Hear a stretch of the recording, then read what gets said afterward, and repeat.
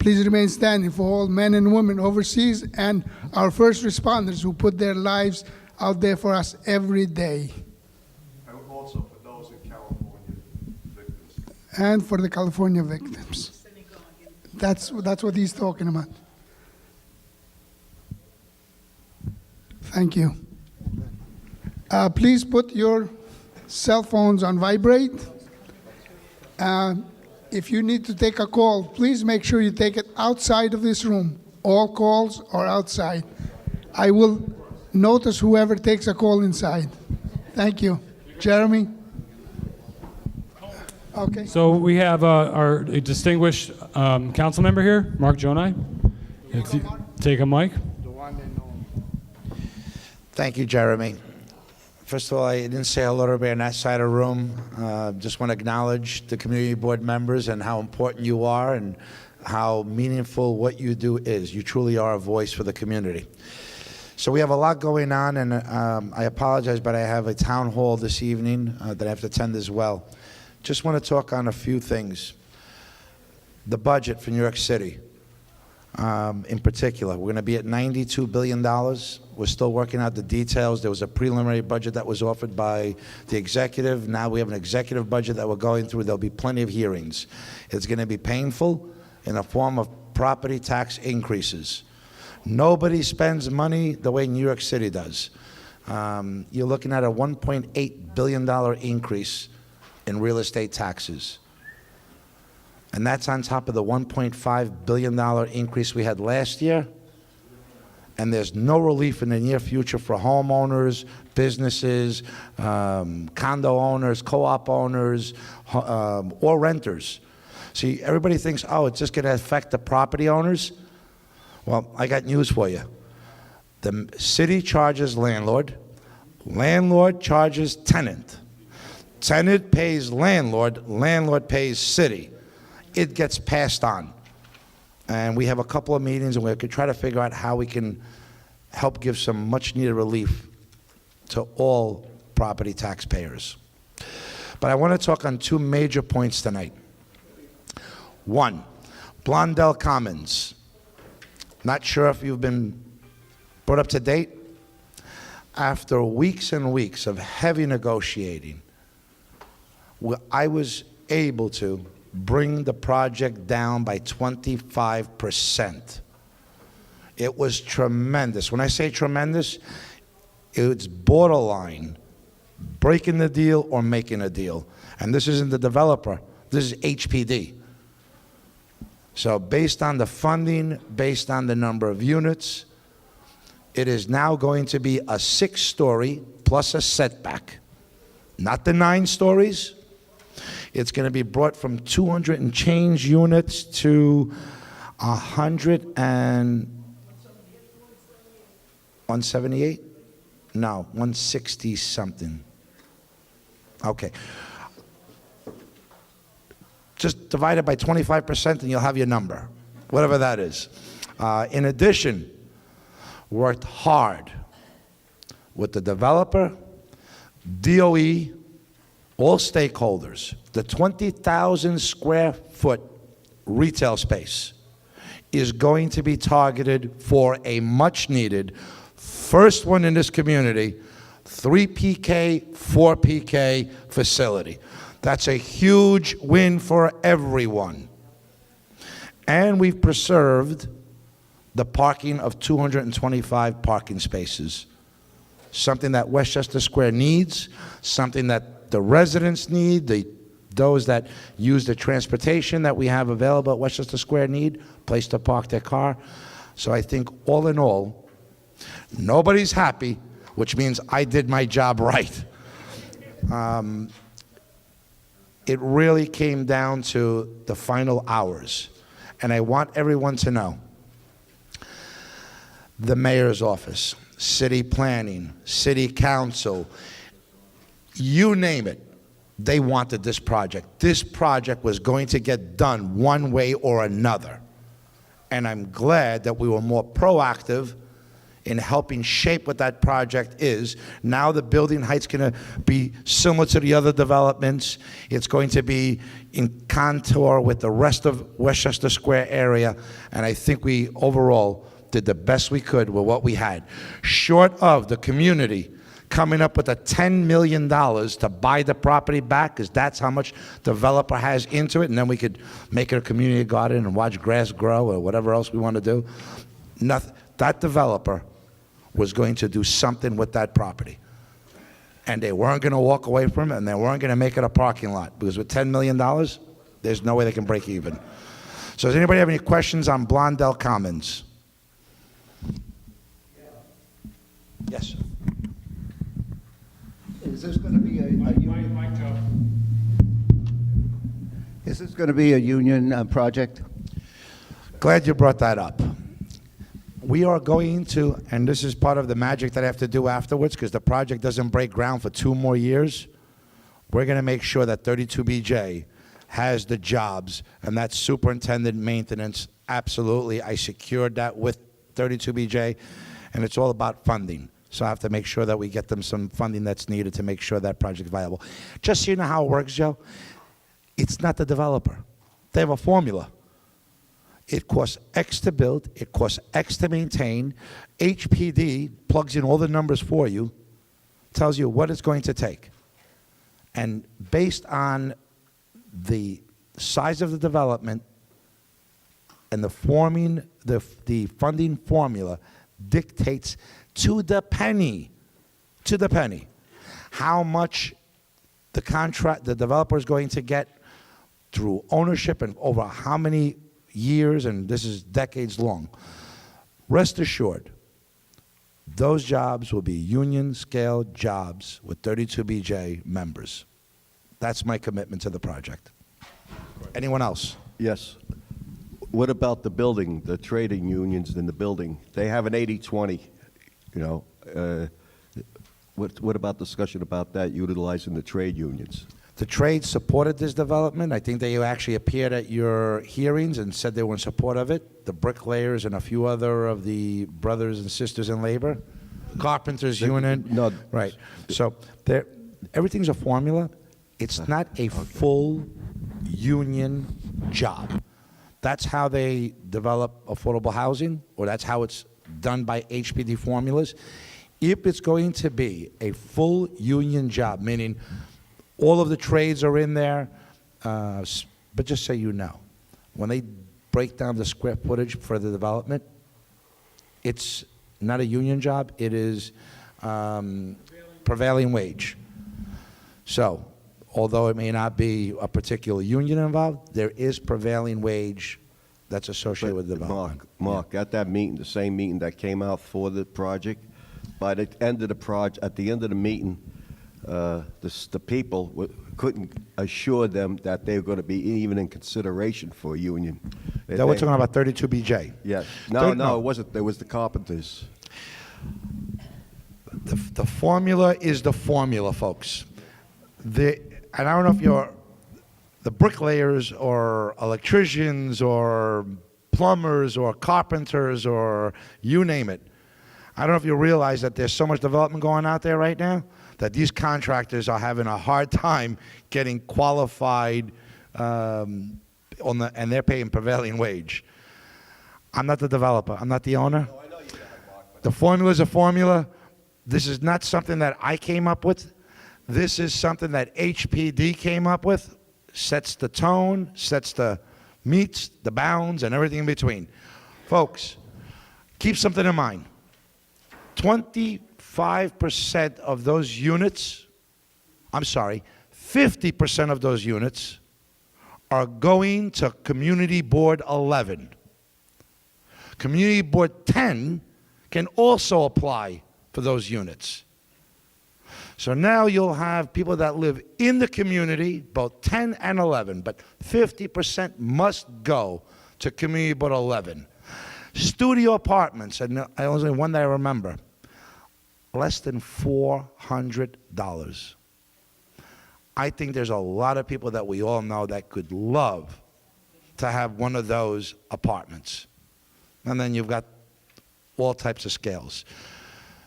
I just want to reiterate again. This was make or break to the last couple of hours, weekends included, stakeholders and all. The project is the project. Overall, I think we did the best that we can. And I'll go to the extent of telling you how bad it was for me.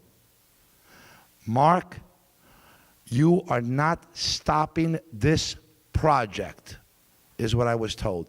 And not told by the city council. That's how bad it was. And they wanted the 9 stories, so to bring it down to the 6 plus a setback is a big victory. And not everyone's opposed to the project. Although the vocal ones have been opposed, there's been plenty of emails and plenty of people that came in and said, we need more affordable housing. I'm being forced out of my home. I'm being forced out of the community I helped build. My children can't even find an apartment to live in the community that they were born and raised in. So keep that in mind. We can't have it both ways. We can't say the rent's too damn high and we're being forced out of our homes, but don't develop. It doesn't work. This, overall, I believe will be a victory for all in the years to come when it becomes built and occupied. Dom Shiano? No? Pass. Sal Conforto? Mike? Yeah, Mark, thank you for all you've done and all you will do. I have always had faith in you. I want to bring something to your attention, to everybody else's attention. The city a few years ago started tax lien sales. The Bronx has the distinction of being the leader of all the 5 boroughs, the highest tax lien sales. And what happens is elderly people who unfortunately don't know any better don't forget to pay their taxes, and what happens after 3 years or 2 years, the city, in there's immense greed, sells the tax lien to banks who charge 19.5% per day and do absolutely nothing for 3-4 years until they reach 80 and 90,000. Then they clamp and foreclose. A year ago, the city council renewed that for 7 years. Mark, put your foot up their ass. Never do this again to our elderly people. Never. Thank you. Sal, you're absolutely right. What we do is borderline illegal. I swear to it. We talk out of both sides of our mouth. On one side, we say we want to help our homeowners. On the other side, we do everything to make sure that they can't hold on to their single most valuable asset, their homes. It's criminal. It really is criminal. And you forgot one small part. Council District 13th, you're going to love this, pays the highest amount in real estate taxes amongst all 51 council districts.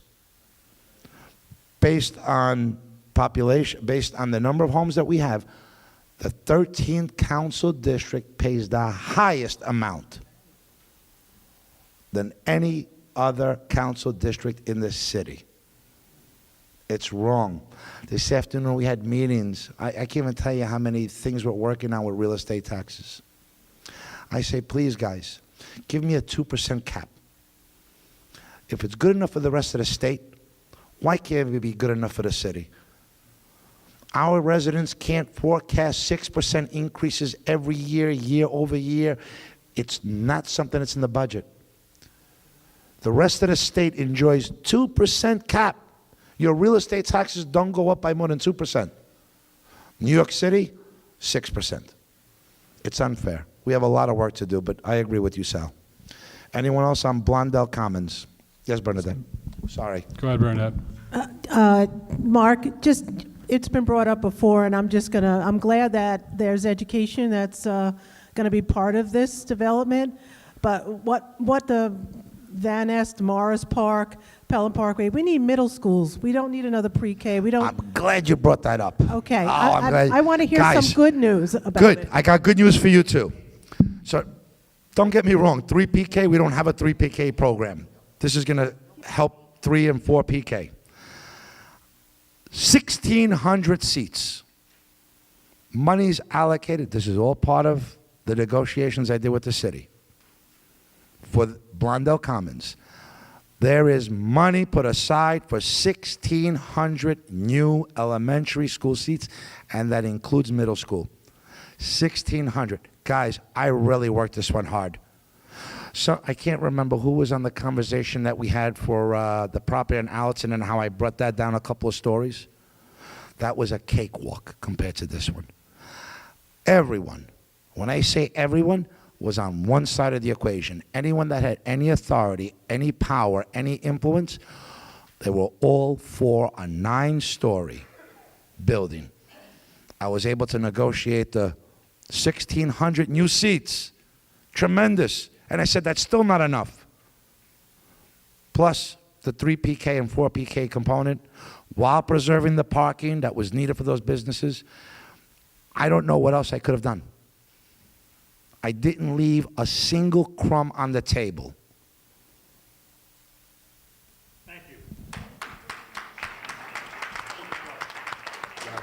So, Joe Menta, Mike, please. Mark, you mentioned that 50% of the apartments are going to be allocated for people in our district, in our community, right? Community Board 11 specifically. Thank you for that. That's huge. What's the process? Do your constituents go through you? Are you a part of that process? How does that work?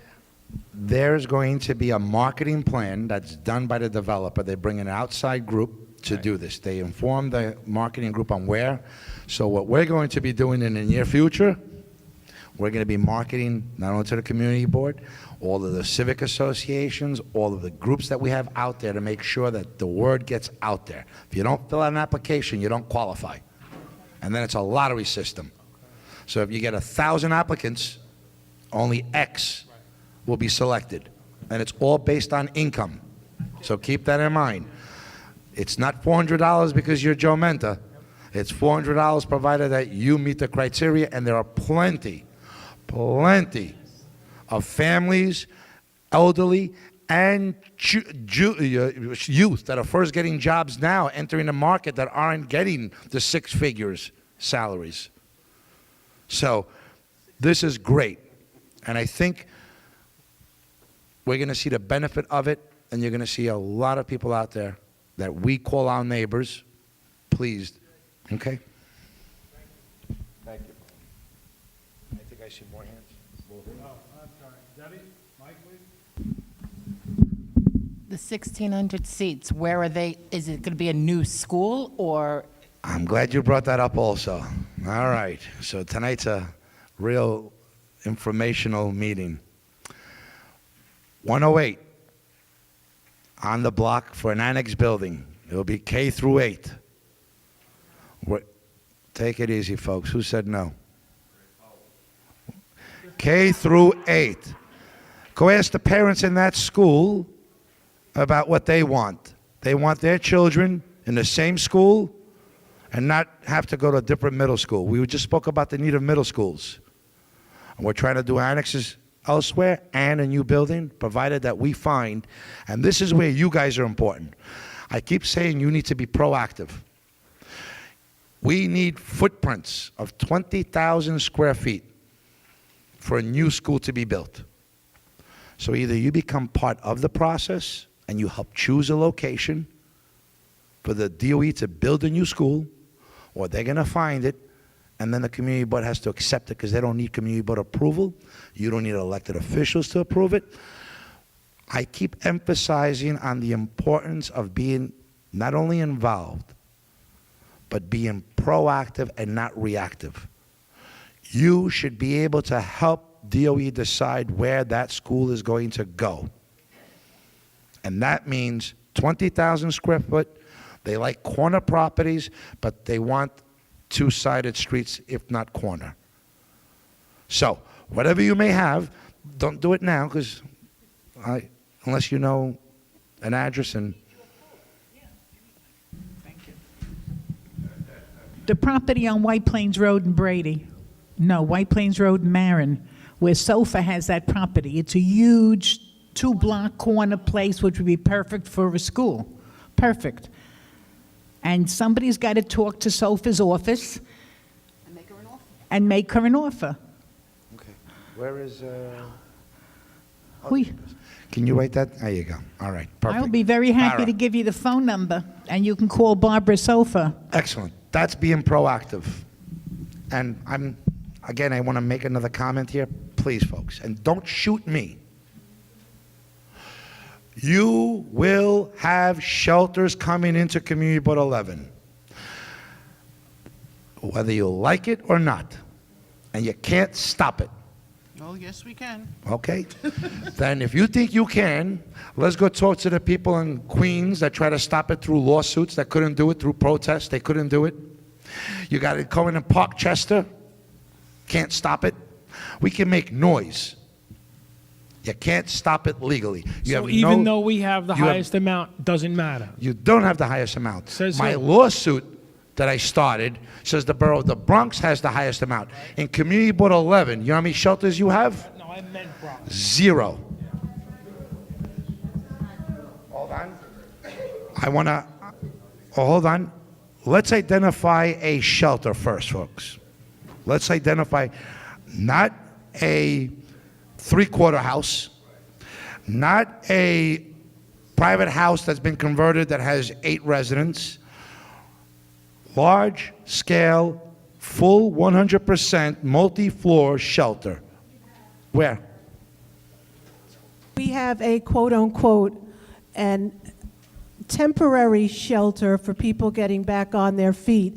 They own 2 of the houses. One is 4 stories high on Melville and Van Est. 2 houses right next to each other. It's DHS. So we do have them. Now, hold on. I'm going to tell you the way it's been told to me. You have no shelters. Now, Covenant House is there's a difference between temporary, permanent, long-term, short-term. They came up with all these formulas. Covenant House that's going to Westchester Square doesn't fall under a shelter because they get to stay there over a year or 2 or 3. So depending on the program determines whether or not it's a shelter. Shelter means you can come in tonight, you can have an apartment found for you tomorrow, you're out. And that's not the program. So I know what you're saying, and but don't shoot the messenger. You know where I stand on this stuff. What about the Pelham Bay General location? You know where I stand on this stuff. Isn't that a shelter? It's not, because it's not fully a shelter. They have other components there. There's many pieces to this.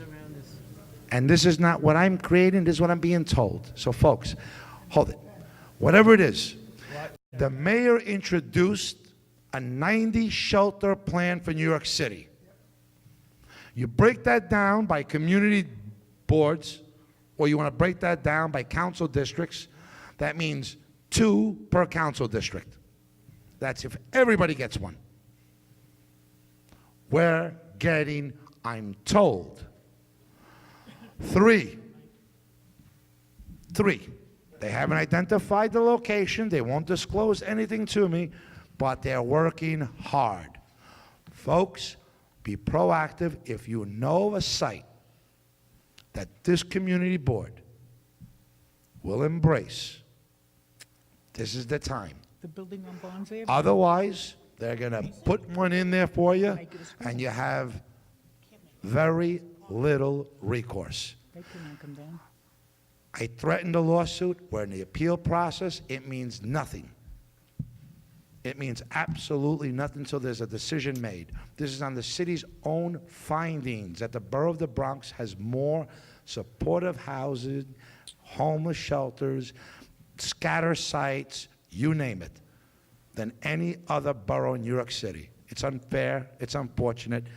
So again, we can stick our head in the sand because we don't like the conversation. Could always do that and just say no. And there's going to be a decision that's made. I'm happy to deliver the message for you. I am not dictating. If I had it my way, there won't be another shelter built in the borough of the Bronx. I made that clear.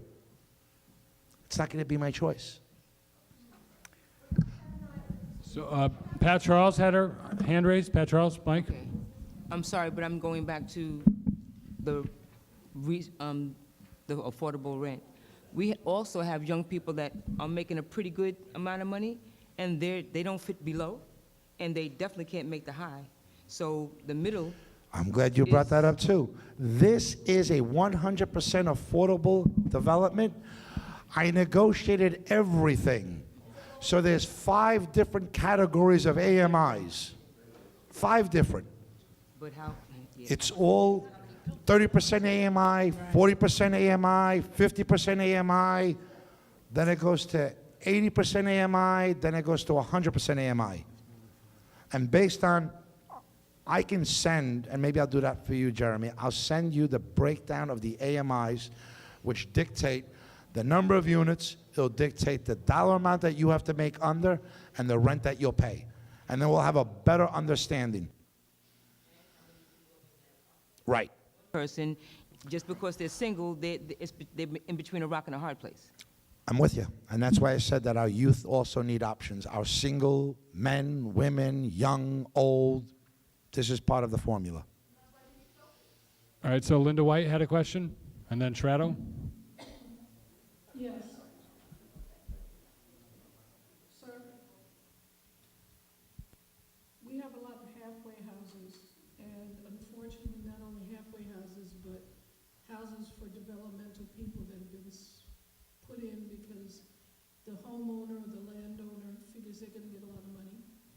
They're not shelters, but they are halfway houses. We have problems down there. But there's undeveloped land on the corner of Adams and Van Nest Avenue, and I've heard rumblings, and before Farah. somebody decides to build a shelter there, because Farah. there's a bad feeling about that, could that be looked at also? That was Adams and Van Nest. There's a vacant lot. Now look, remember this again. I've already dug all the way down, but that particular developer, it just stopped, and it's been like that for over a year. I will find out what permits were pulled for it. We'll see if we can identify the property owner. And I don't know if you notice, every time a property that is slated to be developed and someone brings to my attention, it's going to be this, going to be, I call that property owner, I find them, I track them down, say, hey, I need to know what you're doing. It's going to be friend or foe. And I want you to know, it's not in my power. I can't dictate if there's as of right, but we can help shape. I've done so many negotiations on developments. When I was the assembly member, Stagg wanted to develop on Webster Avenue. It was a 90-unit shelter, supportive housing. I convinced him in the community board meeting to change the program to free market because that area was completely inundated. I have a pretty good track record, but nothing is promised. I really do my best to make sure that whatever gets built to something that the community wants and needs. But remember the arguments, folks. Supply versus demand. If the demand is higher than the supply, things go up in price. And then we have the problem that we need shelters because they can't afford their apartments. And it becomes a terrible, vicious cycle that we can't get out of. For 2 years for that construction. Oh no, I need them now. Folks, let me make, if you have a piece of property that you can agree on would be acceptable for a shelter, this is the time. They're negotiating now, trying to figure out where they can pick up the 3 properties. So whatever you know, wherever you think it's best for this community, where you think it's best for those that are going to occupy the shelters, and don't forget they come out of our communities also. This is the time. Don't wait. And I don't want no one to say, Mark, you didn't, Mark, you could have, Mark, you should have. It is not in my power to stop a shelter. Shreddo? Hi, Mark. I spoke to you, I think, last month meeting, and this is getting very chronic now. There's a lot of restaurants in Morris Park especially that facing a problem where they go through graded, like A, B, and C. And they got to go through a lot of, to comply with the inspection with the health department. Now, there's a lot of deli and grocery store in our neighborhood that sells a lot of food stuff, rice and, all kind of stuff right now, they're doing it. And they don't go through the inspection. Now, I brought it up to the committee board and then said, there's nothing that we can do. We have to bring it up to the councilman. You brought it to my attention. My staff is already talking to DOH on this to figure out. I'm not sure, and they're saying off the hip, of course, that that's not true.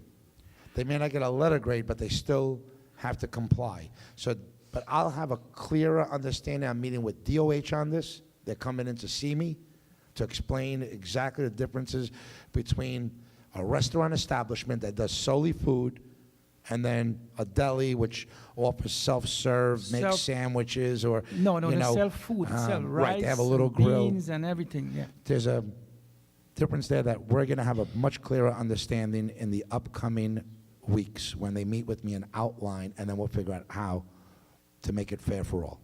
But I agree with you. Can you let us know backwards how to go? Thanks. So anything else on Blonda before I move to the next point, and that is. Okay, so the last thing I want to talk tonight about, the Morris Park Road Diet. Yes, folks, it's back on the table. Construction was supposed to begin today. It did not. I'm sorry? Let's listen. What they were doing was resurfacing. They grinded asphalt. Today, folks, hold on, please. Please, hold on. Today, there was a lawsuit brought against New York City to stop any DOT work for a road diet. Novato was down there. They were before judges, you name it. Thursday, the attorneys go back. We need help. We need help from our businesses that are being impacted by the road diet. We need help from the residents that live on Morris Park, and it's a 1.5 mile stretch, to help come up with more affidavits. I think in total we received 8 affidavits explaining the hardship that the road diet of Morris Park will put on those businesses. So we understand. I want to say this again. Please, folks, I am not going to create a war between cars and bikes. It's not about one or the other. In a perfect world, I wish we had tree-lined streets, sidewalks for mothers with strollers, and pedestrian use, and plenty of parking, and bike lanes, and bus lanes, and plenty of driving lanes so there's no congestion. New York City was not built that way.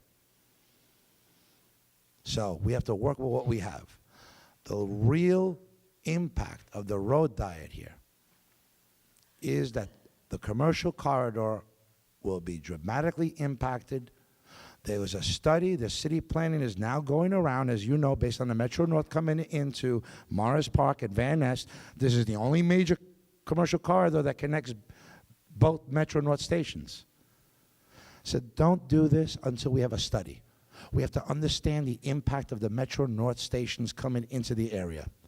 The stakeholders have all been adamantly opposed against this. The business owners are opposed. Community board overwhelmingly voted against it. The civic associations are against it. I think we broke 2,000 signatures from residents, not from outsiders, opposing the Morris Park Road Diet. And so you understand what the road diet means? Taking 2 lanes, making it into 1 lane with a few left turns. Worse, designated delivery zones. So we know we have problems already with limited parking. So they have a 30-foot, 100% dedicated to delivery trucks only, which is not enough for the 100-plus businesses. And if you double park and make your deliveries, you're going to get hit with a hammer on one side, and you're going to get hit with a pair of scissors on the other side, because they're going to fine you tremendously. Forget about deliveries. Forget about the inconvenience of parking. Forget about all of that craziness. Do you realize that we have properties on Morris Park that burn oil? So now, winter comes. You're going to have an oil truck stop on the one lane of traffic, double parked. You know how long they take to pump oil. What's the traffic going to do? The traffic is going to either come to a dead halt, they're going to use side streets, or they're going to go over the double yellow line, possibly face a head-on collision from the other end. It is an EMS nightmare, and we know seconds count. So if they're coming down Morris Park Avenue and they hit traffic because there's a car that's broken down, there's a car that's receiving a summons by the police department for speeding or whatever, they're pulled over, or there's a delivery being made, we know there's going to be an impact, and that impact can make the difference if you're in an ambulance, or a fire truck, or a police car going to a scene. All I can say, and I'm not making this a war, but based on your input, this is something that we had to do. I need more cooperation. I don't need it. Because everybody say Mark's doing this, and the DOT commissioner said, this is all you, Mark. No. I try to be the voice of the people I represent. This is what you said. The issues and the complaints that you brought to my attention are your issues and your complaints. I'm not sitting there fabricating these stories, although the commissioner felt I was.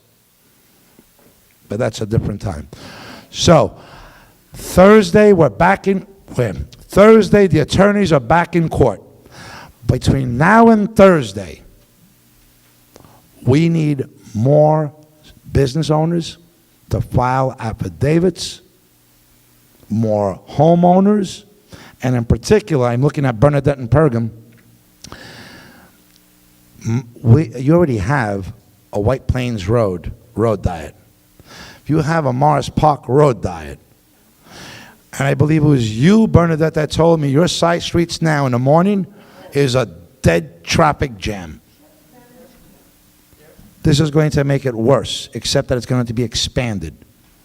And our devices, using the GPSs that we have, will show us how we can circumvent Morris Park Avenue to go down side streets. So my argument, not even an argument, I understand about making streets safer. We should all strive to make every street safer for everyone. But I don't think Morris Park, which has been, I'm going to reiterate their own report, deprioritized.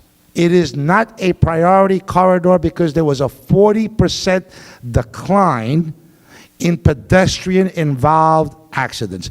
This is DOT's report that just came out a couple of weeks ago. I didn't make this report up. This is their own report.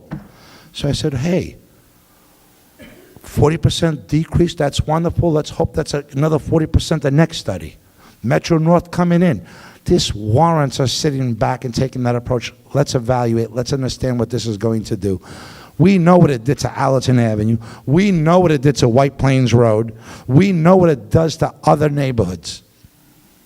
And there's nothing more evident than that construction site at the bottom of Morris Park and Eastchester Road. You go down Morris Park, when you hit that, you know what happens. And now everyone's learned, they go around it. Hell, I go through Jacoby Hospital. I don't even drive on Eastchester Road to get up Morris Park. I go right through the hospital to come out the other side. And I see many cars do that. I'm not the only one. So, unless you have something you want to add or have a specific question, So, Linda?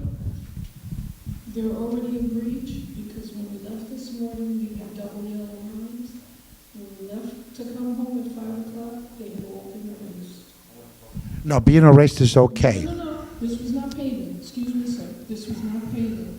The lines were actually gone over with black paint all the way down to Morris Park and 180th Street. I will let the attorneys know because they're actually, Al D'Angelo's down there now with the attorneys and they're making a real public argument on Bronx Talk, is my understanding, with Gary Axelbank to highlight how this isn't something that Morris Park wants. And insult to injury, folks. There was a proposal made. DOT heard the pushback from the community. They went back and they made it less than a 1.5 miles and they took out the bike lane. Community was still opposed. DOT turned and said, you know what, the hell with you. We're going to go back to the original. Instead of negotiating and say, you know what else, how else can we make this feasible? They shut it down and they said, what, we're going back to the original plan. That's not good faith negotiating. And that's, Al D'Angelo said it best. When does government do what's in the best interest of the community that's going to be affected? Communities' voices are heard, and government still thinks they know best. And this isn't a war between bikes and cars. There's plenty of ways we can make Morris Park safer. And I brought this to their attention also. 6 lights in a row turn green at the same time. Enticing speeding. I said, stagger them. Go put more traffic lights up. I'm okay with that. Go remark the crosswalks. I'm okay with that. Just don't take away the limited parking. Don't take away the much-needed second driving lane, because there is going to be a real price to pay for our businesses. Thank you. Thank you. Microphone, please. Sal. Mark, I know your heart is in the right place, but this city is heartless. I'm talking about the administration down in City Hall. Give you an example. You got an elderly person, somebody older than me, I'm kind of young, go into the bank on Chase, I've seen it, the meter dispenser 90% of the time doesn't work. So this elderly person has to jaywalk across the street to go to buy the hardware store to get a ticket to come back, so she doesn't get a ticket. Change the law. If the damn meter dispenser doesn't work, you shouldn't be able to write a summons. Period. Sal, we had a hearing today, and it was in and around traffic enforcement, towing, you name it. And I made this a very passionate plea that all this is another revenue source for New York City on the backs of New Yorkers. Do you know that the argument that I had today, if you have $350 worth of outstanding parking tickets, which isn't much, because one hydrant parking is $115, that if you didn't know that your son drove the car, your daughter had the car and got the ticket, and you didn't know about it, between the fines and everything else, 2 tickets, you're in violation. You know how much they charge on top of that when you have over $350? $600 more when they put a boot on your car and tow you. So I said, Marshall, please explain to me why a person would not pay their parking tickets, face being towed so they can pay $600 more than the tickets they received. No answer. Crickets. Crickets. Like yourself, I consider driving and owning a car a privilege. And it's something that you fight for, that you save up for, that you strive for. This is just another form of punishment. And there's a theory out there that maybe if we do enough road dieting and create enough congestion, people will stop driving. There is a theory out there that if we make driving experience unaffordable through tickets and registrations and inspections and congestion, that more will be taking buses and trains. I don't know, but my children don't want to drive. So obviously there's something that's going on there. My children don't have driver's licenses. They don't want one. So maybe there is something there. And by the way, to answer your question, Sal, that person you're referring to, the administration, is Dominic's friend. It's his mayor, his buddy. Ed, just one little snippet. The congestion pricing that was just passed by both state and city, the biggest contributor, private company contributor to that effort was Uber. And that's a fact. Now, tell me that this is not going to benefit people that are making money on both ends of the system. The transportation system, MTA, will not be improved. It was destroyed when the city took over independent companies that owned it. Tokens were 15 cents a piece from the time that I came to this country at the age of 13 till I went to the military. And Sundays were free, and seniors didn't pay. I remember those days. Exactly. And now it's 2 something, and nobody, it's just a nightmare. It's never going to get better because you got to starve the city politicians, because the more money they have, the more money they waste. Sorry. I agree. So, anyone else on the road diet? Am I right?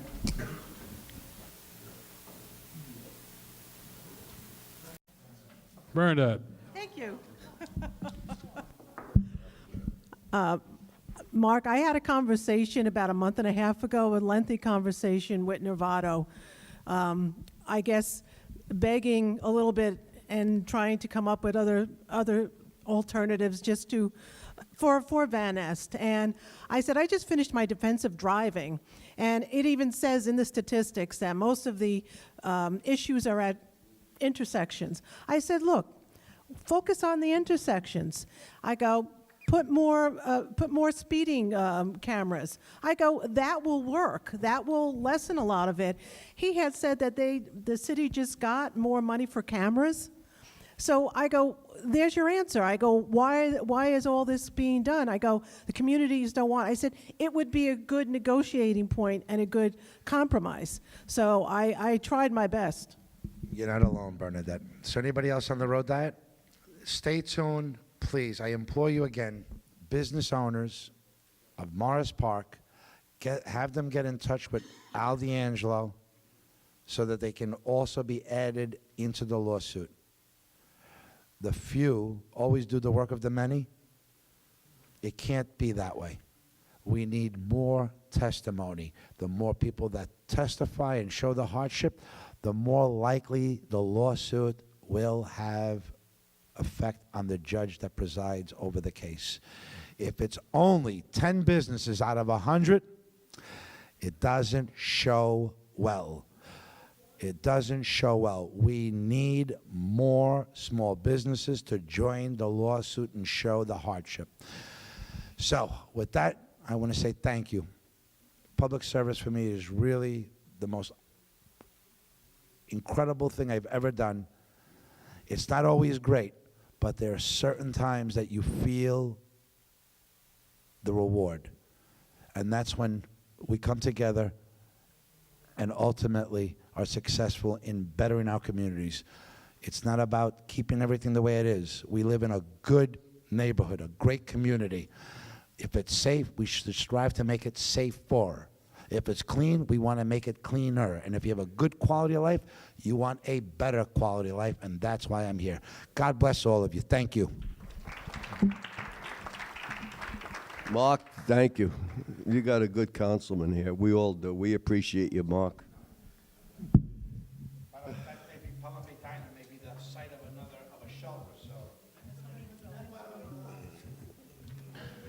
So, Frano, you better talk to him, Frano. all right, so we're going to move on to the gallery. We have All four. right, we got to move on. We got a lot to talk about. Okay, the gallery. It's going to be a minute and a half. for obvious reasons. Okay. So I think most people here are familiar with that. Come to the mic, address the board, and you can answer at most 2 questions or comments by the tables here. Okay, we're going to start with Grace. We're going to start with Grace Lavaglio regarding a prayer vigil.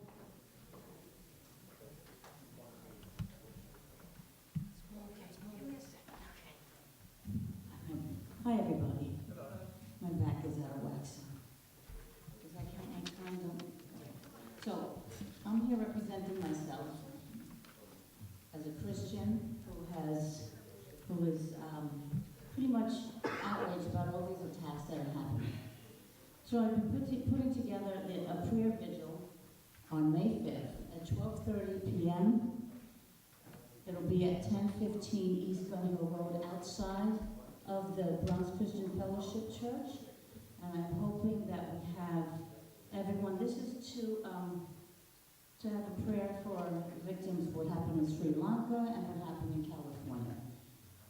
And I would hope that everyone would come out, as many people come out, especially our Muslim brothers and sisters, as we came out to support them when the New Zealand attacks happened. So I'm encouraging our Muslim brothers and sisters to come out, especially in force. This is an opportunity to denounce the people that perpetrate these acts, regardless of whether you're Muslim, Christian, or Jewish. It needs to be brought out, and we need to stand together and fight this, especially in our own community. Thank you. Great. Grace, we have one question. What day? What day are we looking at? That's a Sunday. It's at 12:30 p.m. It'll be outside of the church. Again, this is just something I feel very strongly about. I've supported, I was at the New Zealand, at the mosque to support, against the New Zealand attacks. And I don't ever see when Christians or Jewish people are attacked, synagogues, whatever, I don't see people coming out and having prayer vigils. It's like, it's okay. It's not okay. And I'm pissed. So I hope everybody or most people will come out and support this. It doesn't cost anything but a little bit of time. It shouldn't last more than 45 minutes, if that long. And that's it. I would just like to see some support for that. Thank you. Thank you, Grace. Next, Max Resnick, Local Voices Network. Hi, everybody. Hey, nice to see you all again. I'm working, my name is Max, and I'm working on a project with the New York Public Library, specifically the Allerton branch to start out with, but we're hoping to expand to other spots in the Bronx pretty soon as well. We're organizing a series of community conversations where people can bring their stories of challenges that they're facing in their neighborhoods and things that they're excited about and want other people to know about. And we're creating a searchable database that people can use to find kind of patterns and things that are in common amongst the stories. Our first event is happening this Wednesday at Gasolina Restaurant, and the topic of discussion is healthcare in the neighborhood. So if there are folks that you think would want to share some stories and come along, please encourage them to come along our way. You want me to do it? I'll do it. And if you have any questions about this, the Allerton branch of the library is the place that's where we're organizing this from. Thanks. Yeah. The date is this coming Wednesday from 6 p.m. to 8 p.m. this week now. So we want to have this be a recurring series. Okay, thank you very much, Max. I'm not sure how to pronounce your last name, sir, but Nelson, regarding overnight truck parking.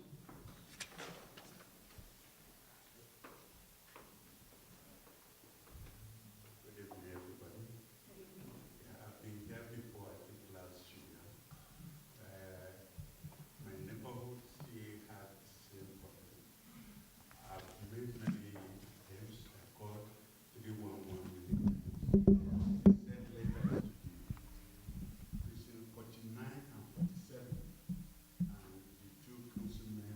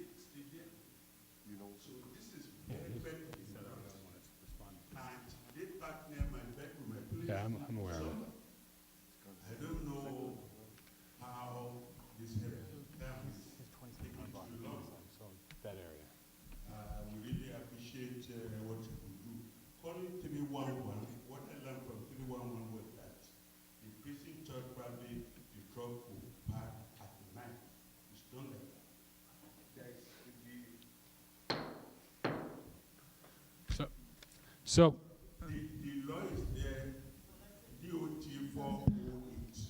They So- cannot except if yeah, so Nelson, so we will continue to work on it. I appreciate the thank you, right? We will continue to work on it. I know we have some questions. I see 3 hands. Who is first? Okay, Debbie Cowlick. Microphone. Okay, location. that is going in between Westervelt and Gunter. They park there every So Westervelt and Gunther on Gun Hill. It's between, they don't have number because it's the number is parallel. I see that car truck there all the time. Yeah. Okay.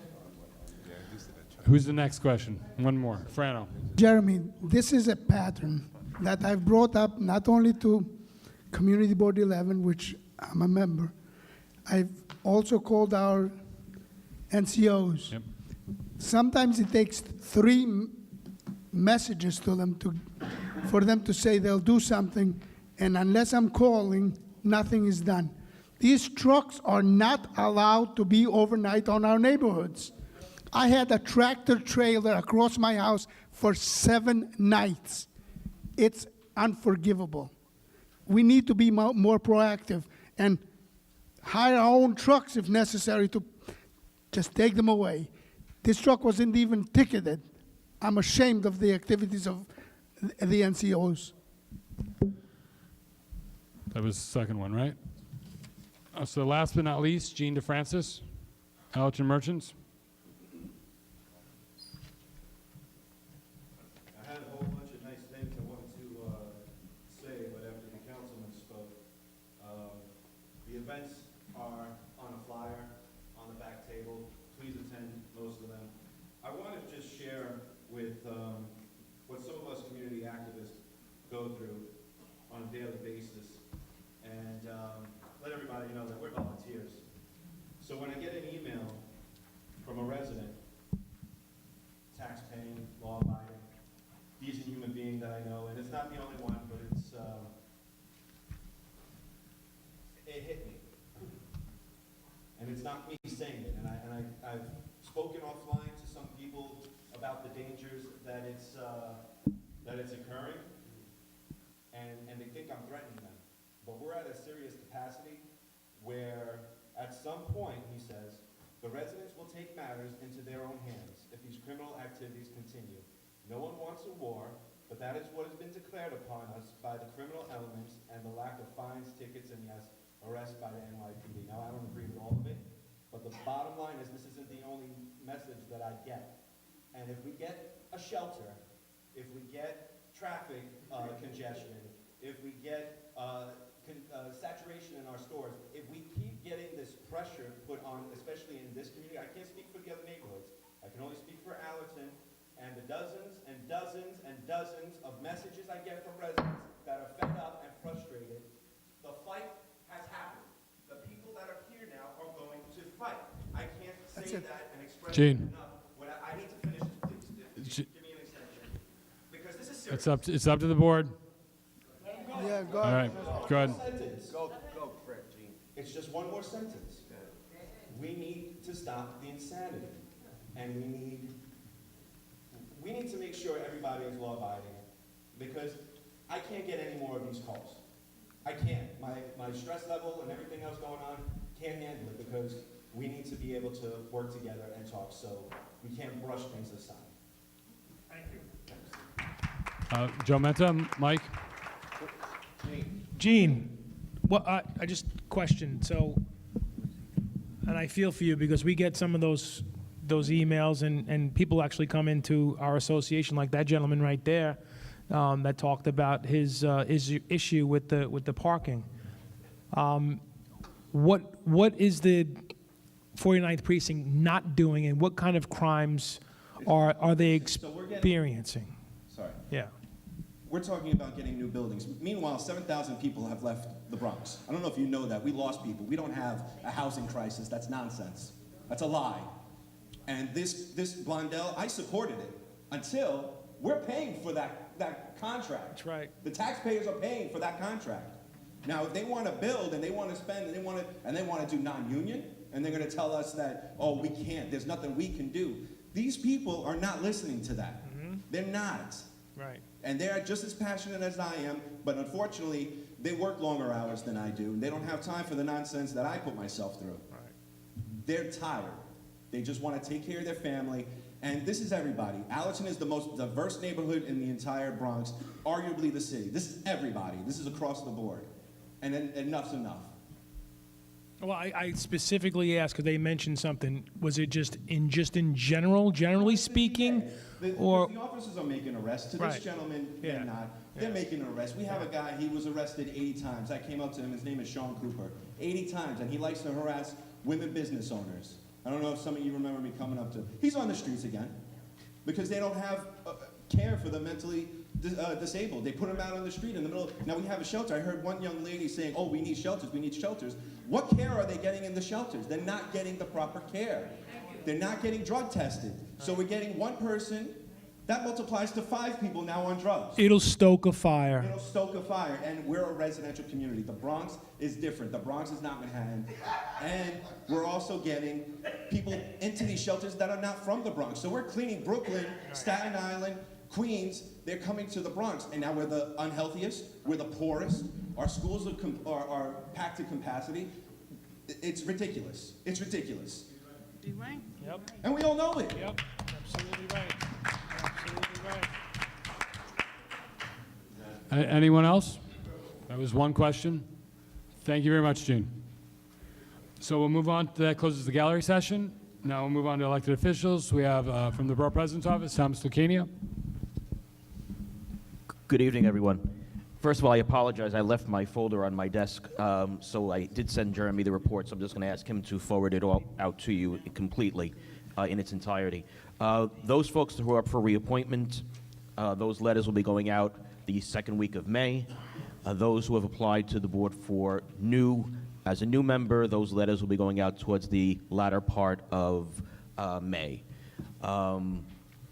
Just a couple of quick events. First of all, Bronx Week will be starting beginning next Thursday through the May the 18th.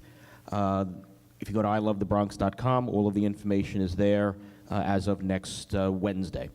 On May the 9th, which is a Thursday, there is a Israeli soul and song celebration of Bronx Israeli Independence Day at the Riverdale Hebrew Institute of Riverdale, and that begins at 4:30 on, let's see here, on this coming Wednesday. I think I shared it and I also emailed out to everyone. We're hosting the kickoff of the Census 2020, where we're inviting everyone who's interested in the census to come to the courthouse on Wednesday beginning at 10:45. We'll be mobilizing community boards, CBOs for the census, which will be beginning next year, in order to ensure that everybody is counted. Again, I do apologize, I don't have my report, but I will just ask Jeremy to email it out to everyone. Thank you. Thank you. We obviously already heard from Councilmember Jonay, so we'll move on to Councilmember Torres' office, Joe McManus. Still a minute and a half or more. I get 10. Generally, it's the same for the gallery. I'm going to keep it short. Okay. I put out some flyers for Right to Know and Services, just one legislative initiative by the council person. Everybody knows about Legionnaire's disease and the cooling towers. But what most people don't know, Legionnaires can come in your domestic hot water. So if you notice, most buildings are 5 or 6 stories because the reservoirs upstate have enough head pressure to push them up. But if they're taller than 5 or 6 stories, they have a wooden tank up there. The wooden tank, water is pumped up to the wooden tank to create head pressure. So there is water up there all the time, and that water feeds the domestic water, which is the water you drink, shower with. A lot of times the tanks are inspected, but it's not documented. So the councilman wants to document it with visual, video, and send it to the Department of Health just to make sure they're all done. I worked at Harlem Hospital for 13 years. Every year or two, the domestic hot water at Legion Elevator. So it could happen. The only thing is it has to be clean, so the council person wants to make sure that it's documented and the Department of Health sees it. And I'll be here to the end of the meeting if anybody has any questions. Thank you. I could just have a quick comment or a question about the tanks, the water tanks. So the water that's pumped up is cold water, right? And then that water is heated, right? Correct. So when you heat the water, that doesn't kill the Legionnaire? No. Okay. What's the temperature that kills the Legionnaire? It's not temperature, it has to be, and I worked in a hospital, it has to have some sort of, they have to flush the system out, the domestic hot water, and then they have to, I think they use bleach or some other. Chemical? Some chemical Yeah. that kills it. Okay. Yeah, it's not, I think that the hot water actually allows the Legionnaires To propagate? to breathe. Yeah. Okay. That's why it's in the cooling towers. Right. It's up on the roof, it's hot, and you're trying to remove the heat from the building, so that there's more heat in the cooling towers than there is in the building. Right. Yeah, but that cooling tower water, that return water up to the cooling towers is 90 some odd degrees. It's not much hotter than that. The hot water that you're talking about gets heated up to. It's still, believe me. Yeah. I've done this for many years, and it's, it's not a major issue, but if it's not done properly, it could get to be worse. So to have the legislation videotaped and sent to the Department of Health, it confirms that all these tanks, and there's hundreds of these tanks, throughout the city. Any building that's more than 6 stories high, you need a tank to create that pressure so you can flush the bowls, let the water come up to, the sinks and stuff like that. Fair enough, John? Thank you. Thank you, Joe. Councilmember King's office, Adam Bermudez.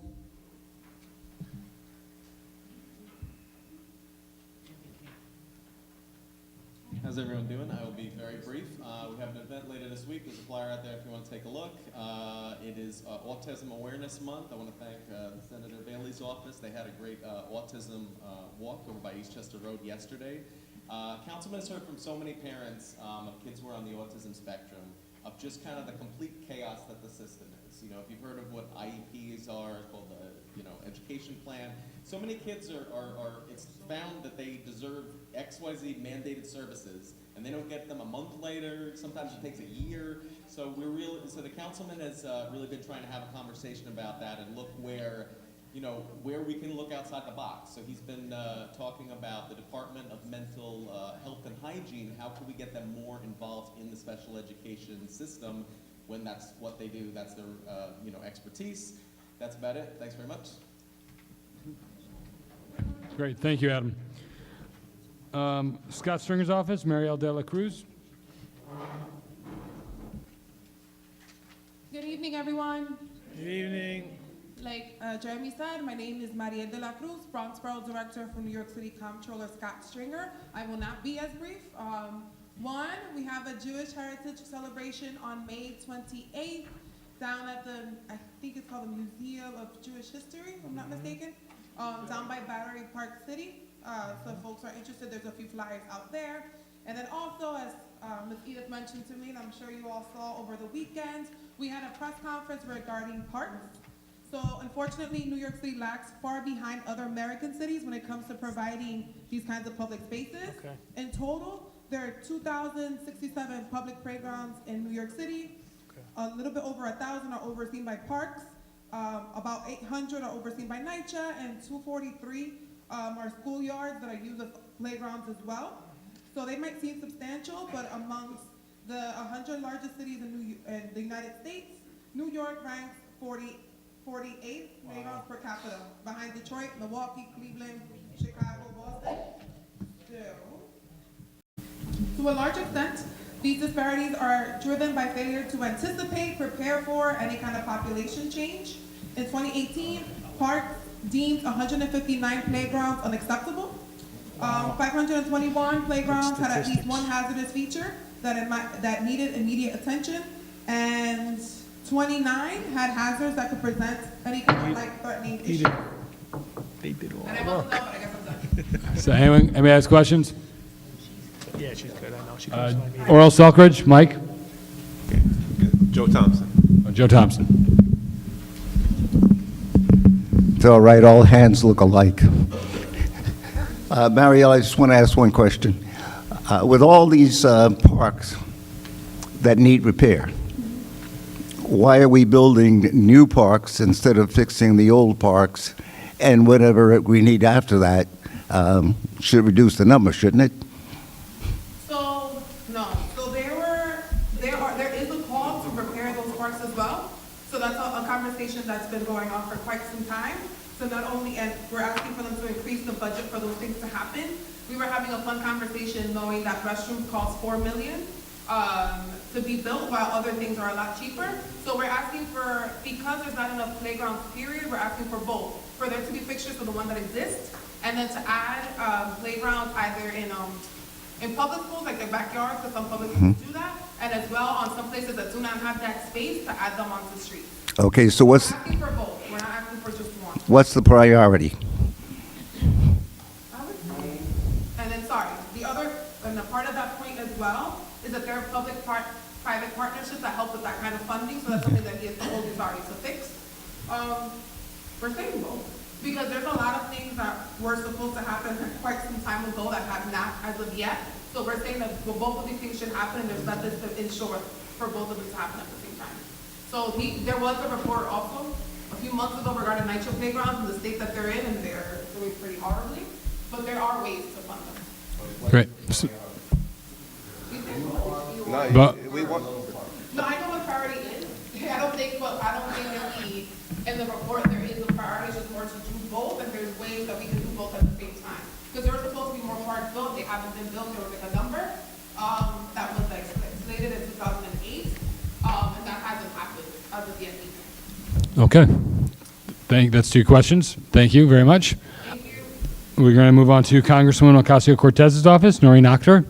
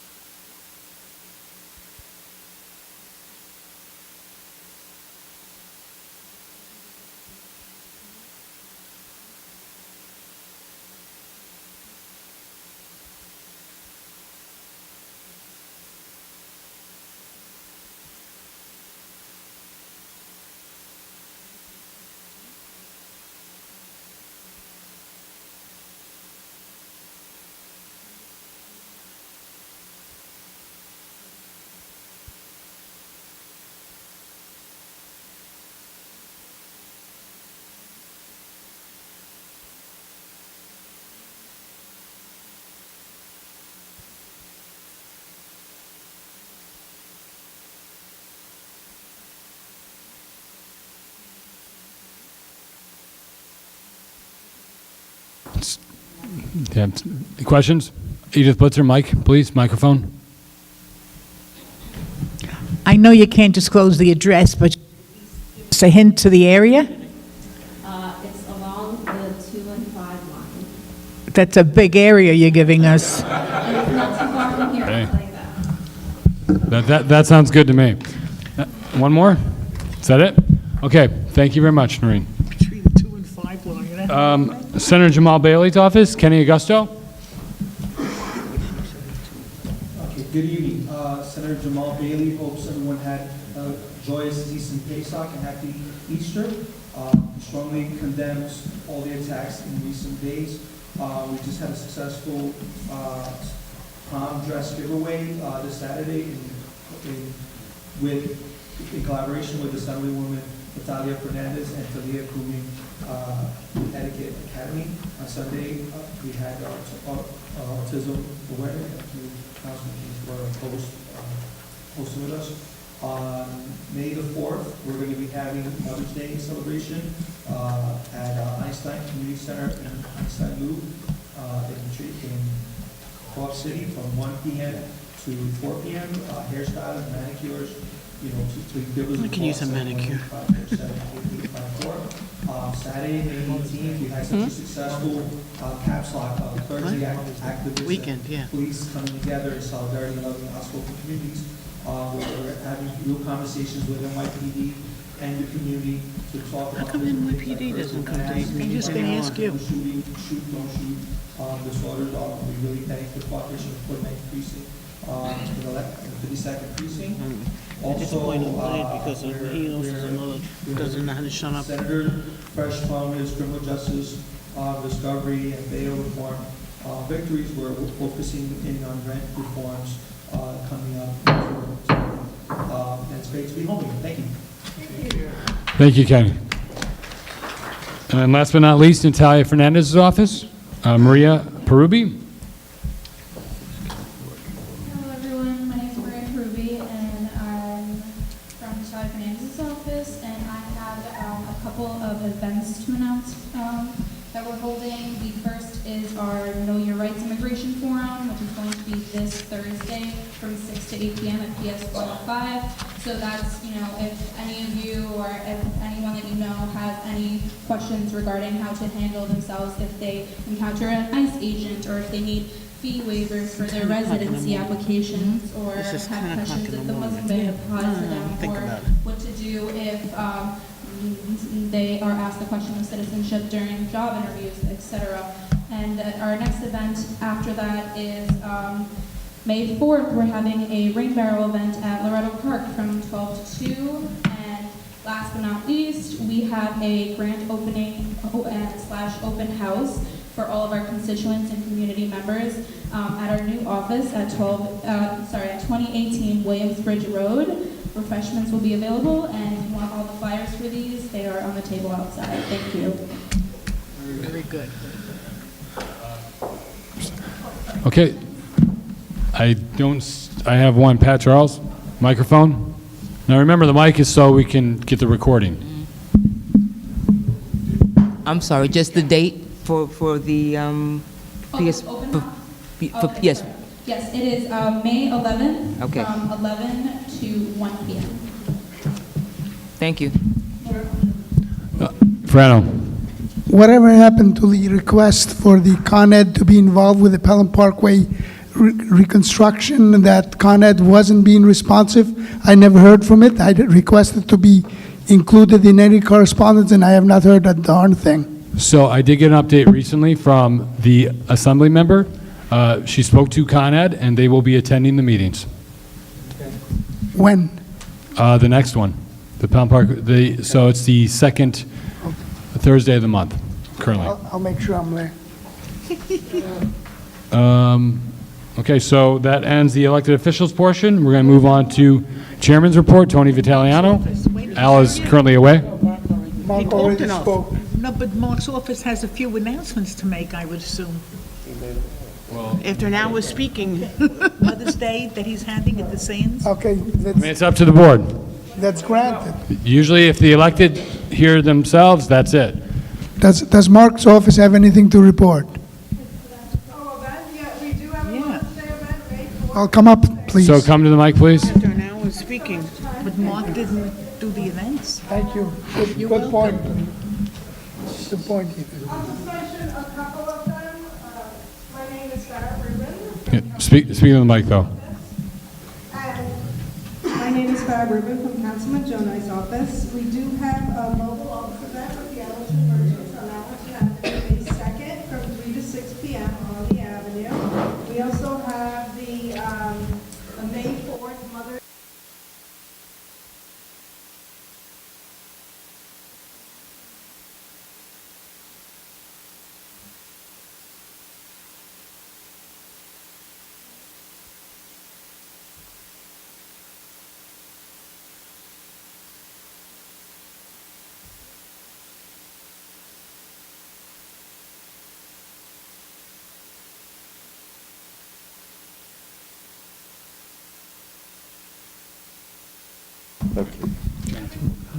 All right, Chairman.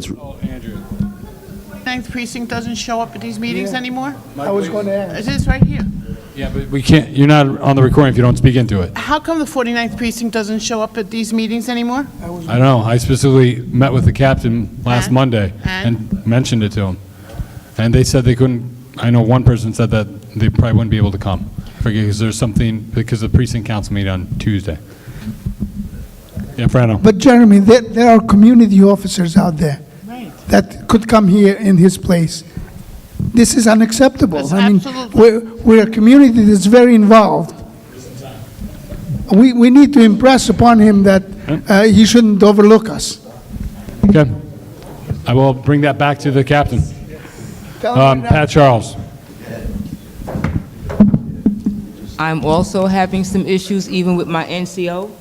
I'm just trying to have a meeting, and I'm on the housing committee, so if I'm supposed to be addressing some of the issues for housing, I should be able to speak to them, I should be able to speak to the captain, I should be able to speak to whoever I need to speak to in order to find some kind of solution to the situations that I'm having that I'm trying to address. And if I'm going back and forth with Texas, you know, just to try and get through to make an appointment or even to get my voice heard, there's a problem. So we need to make sure that we are going to be on the same page. If we're supposed to be a liaison, then we need to be able to communicate with whoever we need to communicate with, and not just go through some kind of rigmarole to just try to get to see someone that we need to speak to. Okay. Thank you, Pat. Andrea. Make an announcement regarding the 49th precinct. Tomorrow night at Bronx House at 7:30 is the 49th Precinct Community Council. I would appreciate everyone come, and you can voice your complaints and your criticism directly to the captain. Okay. Here you go, yeah. And I'll just add one more thing, the Public Safety Committee meeting, the NCOs do attend. We're trying to get NCOs from all three sectors. So if you have any issues, you can forward them to Jeremy. Jeremy will give them to me, we'll put them on the agenda. And, you know, that's one other way other than the community council meeting. Okay, Chairman's report, Al D'Angelo. Sorry, I'm late. I was on BronxNet talking about the road dieting, so you'll excuse me. Oh, I see you guys got here. Okay, a motion to approve the minutes for the full board minutes for the March 2019. Seconded by Edith. No, open for discussion. Any discussion? All in favor? Aye. Opposed? Thank you. And second is a Abstentions? I did that. Abstentions? None. Next is a motion to remove Sal Conforto from Board 11 for cause. The executive board decided that anyone, who I think it was voted on by the entire board, anybody who missed 5 meetings in a year would be removed from the board. We sent letters home, we let people know, and we asked people to respond. Some people did, and it was taken into consideration. Sal didn't, and that's the reason for the motion that Sal be removed. Do I get from- a chance to answer, or this is a dictatorship? No, Sal, it has nothing to do with dictatorship. This was a vote by the entire board for cause to remove anybody who was absent more than 3 times. But if you absolutely have something to say, you have a right to say it. Yeah, I want to... I'm sorry, hold it, Edith. Yeah, I'd like...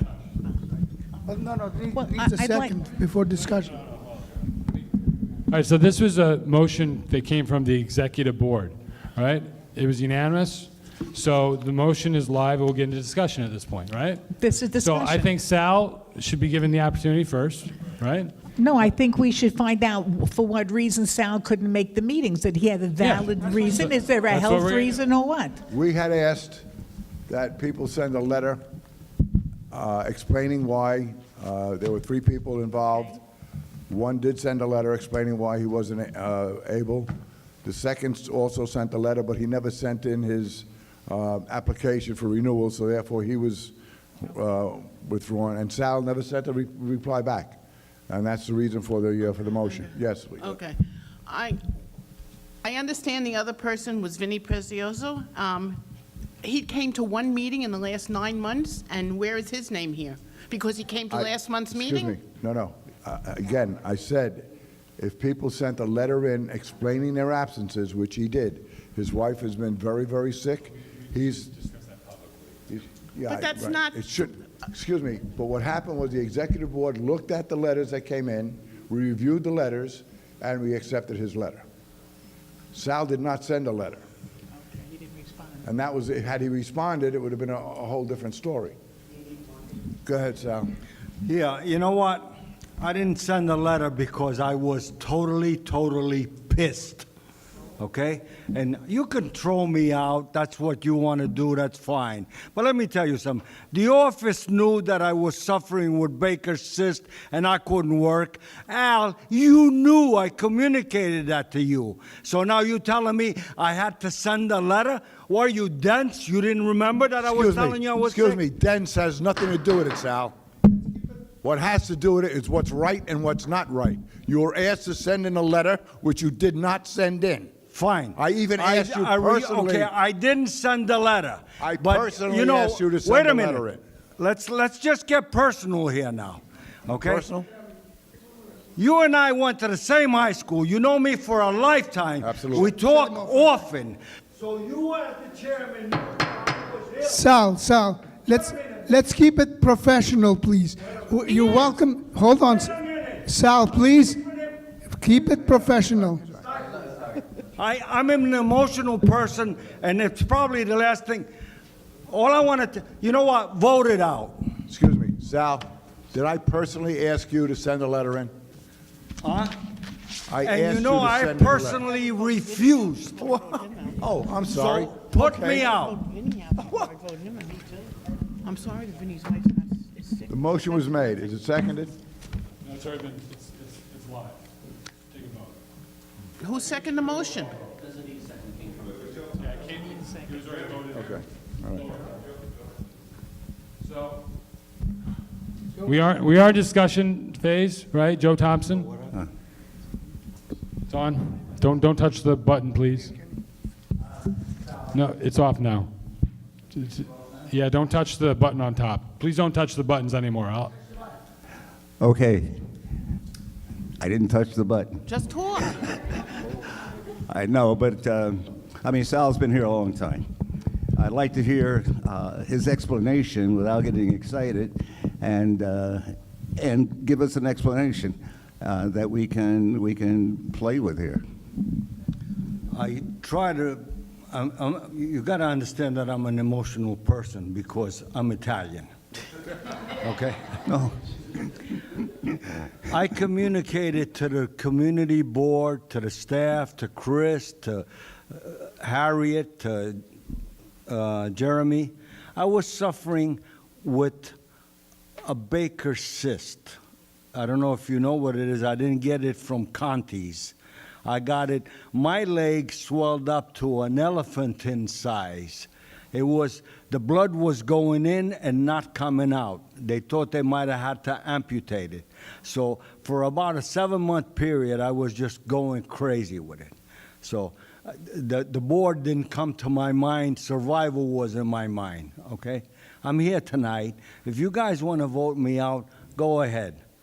I don't think that's the point. We're trying to follow the bylaws. That's number one. Well, okay, And I understand we're following the bylaws, but we're selectively following the bylaws. During my tenure here, you had people miss 100% of the annual meetings. Pat Quaranta, to be example, missed numerous meetings. He was never voted out. So they selected me. That's exactly why we put it in the bylaws, Sal. Exactly that reason. That's why we put it in the bylaws. Oh, okay. Exactly for So, that reason. and I'm Too your many first people- victim. too Thank many- you, Al. No, I would just like to, know his record before this illness. Was he, I don't know, absent a lot before this meeting? Because I remember seeing him all the time here. So I think your record has a lot to do with whether or not we're going to vote you out or not, at least for me. And Yeah. if you were ill, I can understand being ill. I can understand not wanting to talk to anybody. But, I mean, there are rules and there are regulations.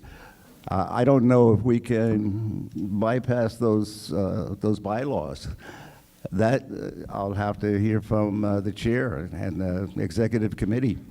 But as far as I'm concerned, if your record was great up until that point where you got ill, then I can see not doing that. Personally, I can see not doing that. It depends on your record, and I think your record was pretty good. Illness does strange things to a lot of people. So I don't know, can we consider that, Chair? The board can consider whatever it wants. So he gave his reasons. I don't remember. Yeah, bylaws are guidelines. So there's a motion. If you want me to go back to the last fiscal year, I can, but I'm not sure when the illness took effect. But yeah, it's really up to the board. All I have is this fiscal year. That's starting in September. So Tom would like to clarify something. Let me just clarify. The bylaws are your guidelines. They followed the bylaws to get to this point. Now, Sal made his case. He gave you his reasons for not being at the meeting. Just because it says in the bylaws that you've missed 5, it's an automatic. Now is your time to have listened to Sal and to make your determination as board members. And as Joe is saying, if there was good attendance, in the past, and that's how you feel, then that's fine. Simply because the board says the bylaws say it's 5 and out, that's not accurate. What it is that the bylaws say at 5 you get a letter. You respond to that letter, and as did happen in the other case, there was a response, and the board exec took that into consideration and felt it was a good enough I don't want to use the word excuse, but a good enough reason for that person not to attend meetings. Now, instead of the letter, Sal made his case now. So the same way they made that motion and decided not to move forward, you can do one or the other. Okay. So we had Frano and then Edith. Jeremy, you do have access to last year's, and you're very good at computers. So pull it up. The gentleman asked for an explanation. Let's give it to him. Yeah, I could pull up if I were at the office right now. I didn't have that prepared. I only had what was voted on. So I can go back and get that at some point. If you want, I could probably physically run to the office because it's only 5 blocks away. No, Edith Blitzer. I have to really mix in here and say something, whether it's good, bad, or indifferent. I understand where Sal is coming from, because when you're busy fighting for your life, like I've been doing for the past year, there's nothing else that comes to your mind that's more important than fighting for your life and being there for your family. Sal, I salute you for what you stand for.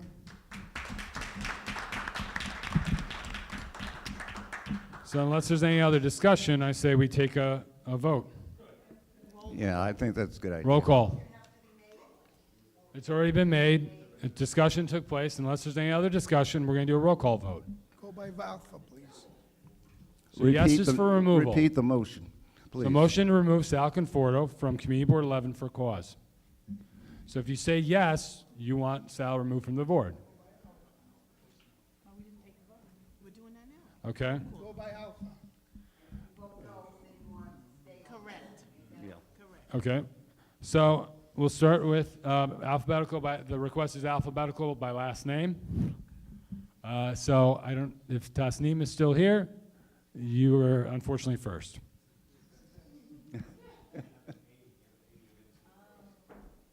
So.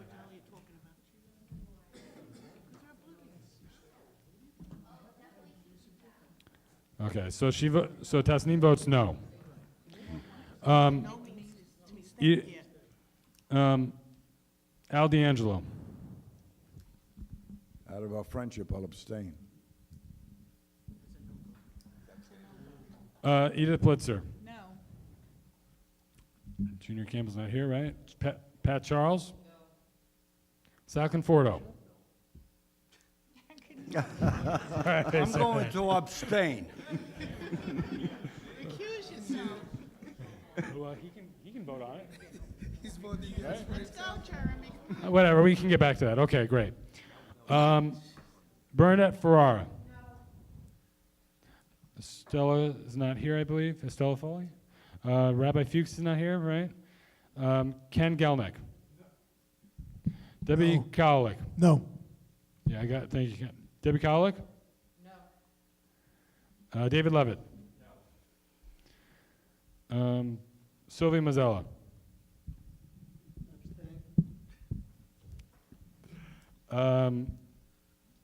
Joe Menta.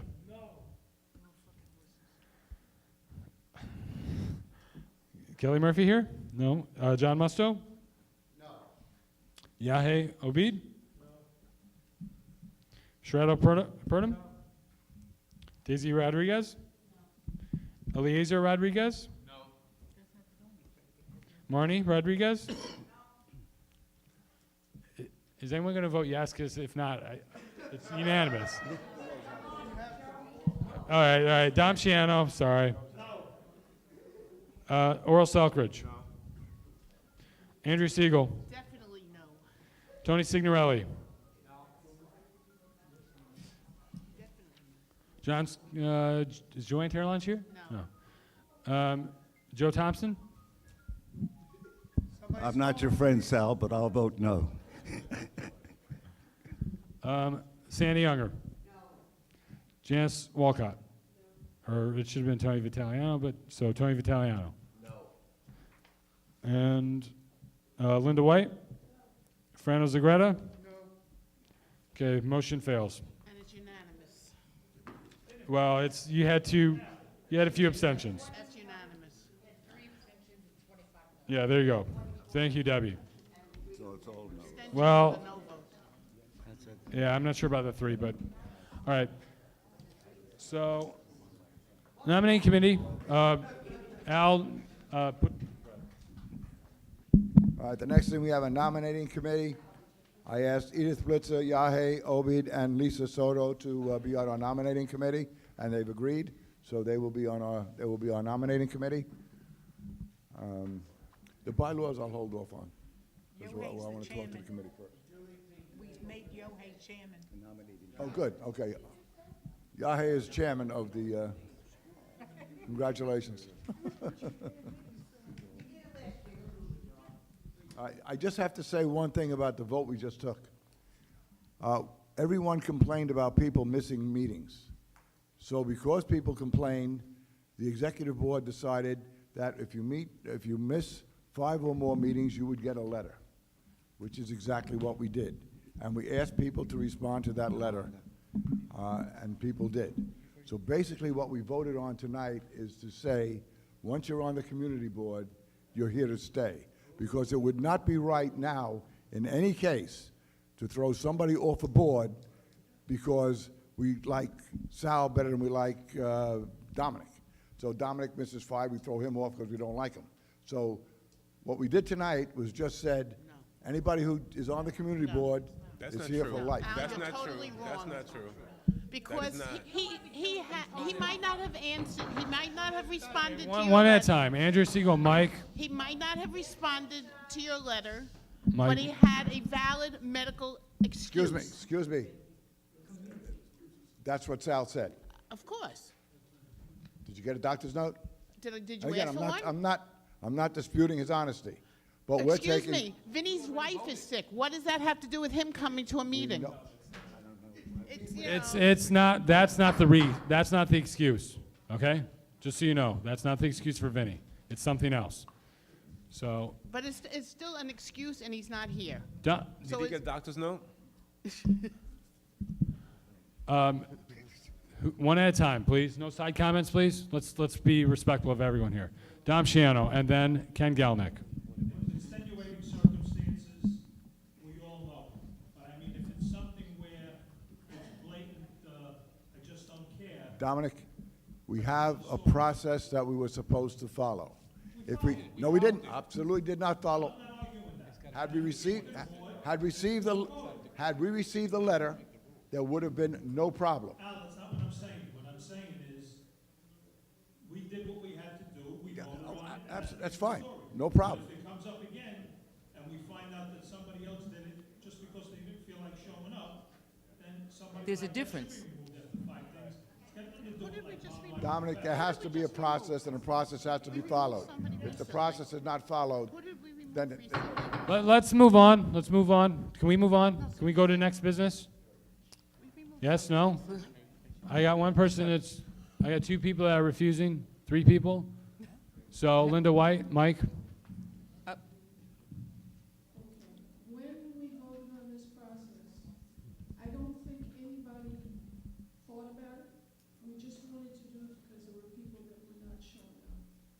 No. Can this be revisited and altered, Tom? No, I'm asking. I ask how you would like it altered. This is the way it was set. It was set up this way. It was set up that a letter was sent, and the person was to respond. No, I fully understand, but what I'm saying to you is, when I say altered, now that everybody understands the seriousness of it, maybe we should have an extended time, maybe there should be something. But now that everybody's aware of the process, and it's really hit home, maybe there's something that can be done to enhance it or make it better. Do you understand what I'm trying to say? Yeah, I do, but you understand what happened tonight. We have one person, we have one person we like, so therefore, let's give him a pass. Then we bring somebody else's name up and say, well, maybe, well, how come he's not here? That's right. Yes, I'm sorry, go ahead. There's order here. I'm taking order, all right? Pat Charles is next. Okay. It was Ken, but Ken back down. Now Ken's back on the list. Pat Charles. Okay.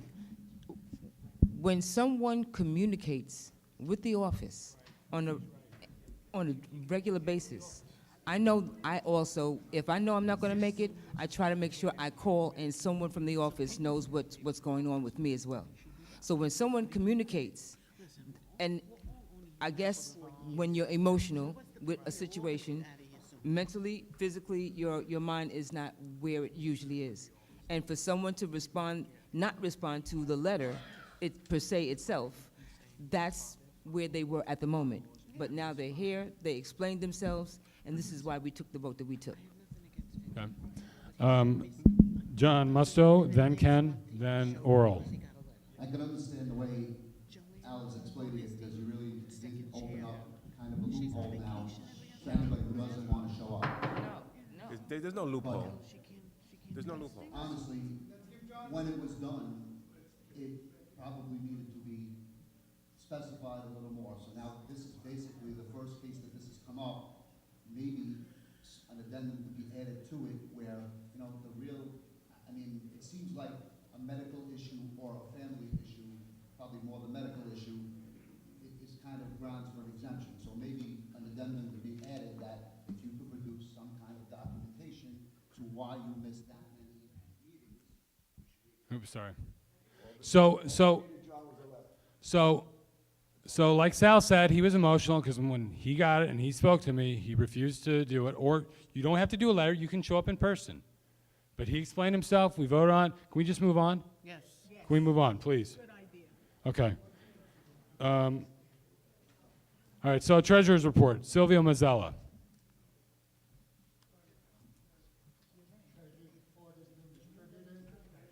Did somebody turn? The treasurer's report has been distributed. If you have any questions, you can see Harriet or myself after the meeting. Thank you. Where's Harriet? Good. Thank you. My report. It's here. It took forever to print. Now that we have a color printer, it takes longer. So Senator Biaggi, I asked more than once when she coming to our full board meeting. They were hoping for the fall. Hopefully that happens. MTA, there's an MTA meeting, is in the Bronx Times.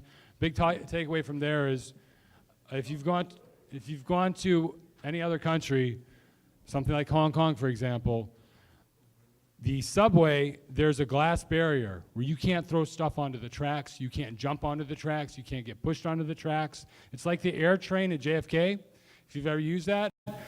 I impressed that upon the senator when I had a meeting with her and some of the other community boards. that's what we need. That would help. I saw an article recently that there was a the sensor on the train stopped the train for, what, an hour because there was a seltzer bottle thrown in front of it. So the train was stalled because of their sensor. So okay, so please, no sidebars, conversations, all right? I can turn up the mic a little bit. I don't want to make them completely deaf. So again, my suggestion to the senator was a glass barrier where you have the underground platform so nothing can be thrown onto the tracks and tie up your time, our time. Interns, I know we've gotten some complaints about some of our interns. They're new, they're learning. If anyone has any recommendations, I'm more than willing to take their resume. We've had some really good board members as children in the past as interns.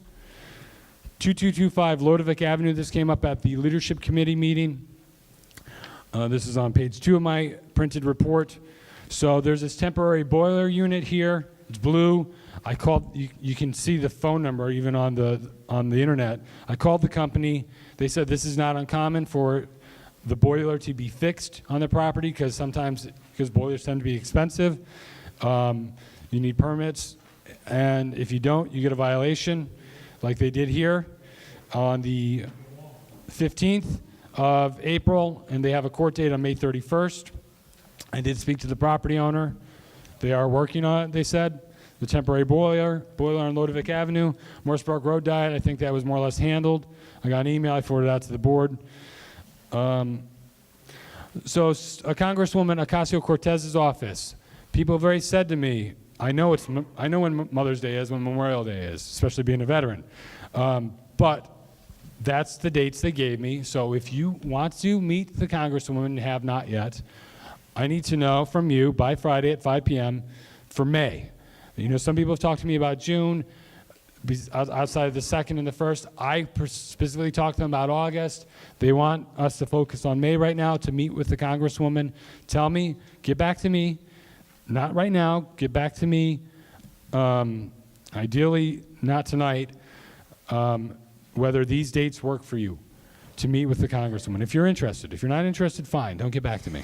Tell me what works. Because Congress is in session each and every time we're meeting. No, it's not. Look at the calendar. The calendar shows that they're in session both days of the board. Somebody turn it on. Yeah, well, up till December. Up till December. I looked as far up to December. But she's been in office for 4 months. So, if you want to meet with her, tell me if they don't work for you, tell me that too. As long as you're interested, okay? Yeah. Is it In on? those dates, I suggested June 23rd, maybe a town hall meeting. That was our last meeting, but apparently we can't get that kind of commitment from the Congresswoman. How about in one of those dates, make it a town hall meeting where, you know, we all could come, like a town hall situation, instead of staggering like we are. Just pick a date that's good for everybody, and we'll ask for a town hall that's why I meeting. want to hear what's good from everybody. No, pick a date that's good for her, and then if everybody can Well, come, they'll those show dates, up. are they good for her? Yeah, that's why I was specifically given these two by her office. Repeat the dates, they're on the thing. All right, it's on page 3 of my report. May 11th, Saturday, May 11th, Sunday, May 12th, Monday, May 13th. Yeah, I mean, okay, so I don't have to read them all. The 23rd is no longer available. Please cross that out. All right, because that was a full board meeting. I shot for that, but no, she's traveling that day. She's not even going to be able to do that. May 23rd, she said no? They said her scheduler said, yeah, it's not going to work out. Okay. So get back to me individually, please, because now everyone's interested in meeting her. So going on to item F, executive session. I know some members of the public were upset when I used the word, all right, it's time to kick the public out. No offense. I apologize if you took offense.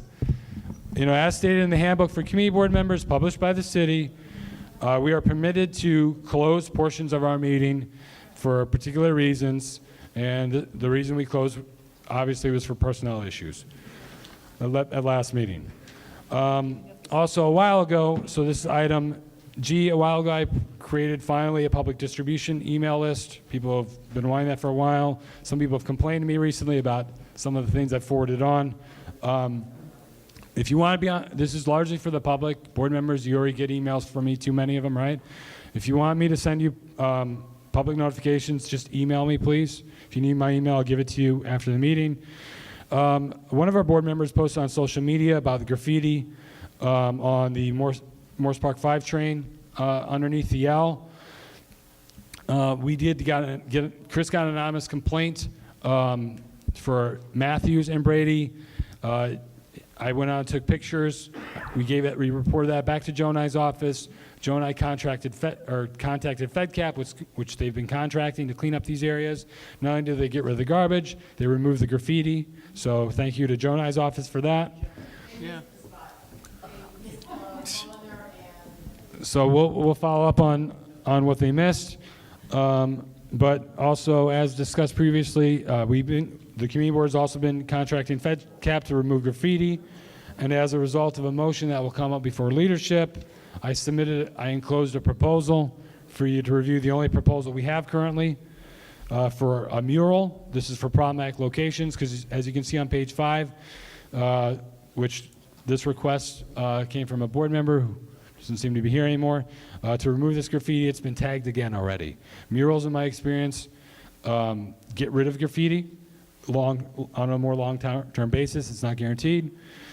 There's plenty of examples I can bring up if you need be. Amtrak lot, White Plains Road and Tremont, the Van Ness Neighborhood Alliance forwarded me an email from the president of the East Bronx History Forum.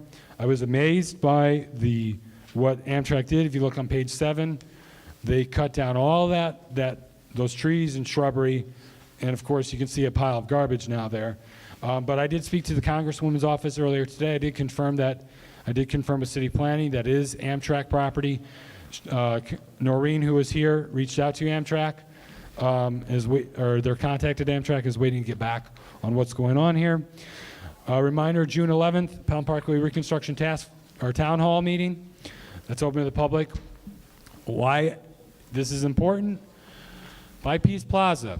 If you haven't heard, by Peace Plaza, that little stretch of roadway where the train comes underneath is going to take maybe up to 6 months to perform the work there.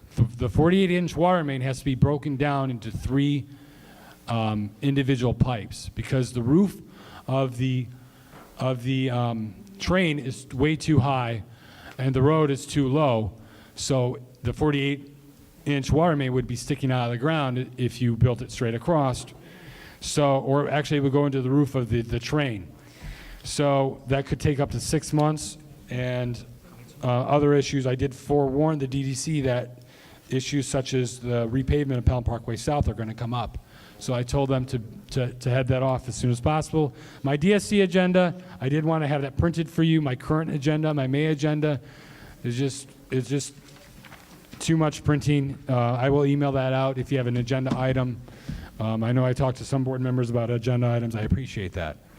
So unless there's anything else, let's move on to Leadership Committee. Tony Vitaliano. The Leadership Committee met. We made a motion to commission 2 murals for a total of maximum up to $4,000.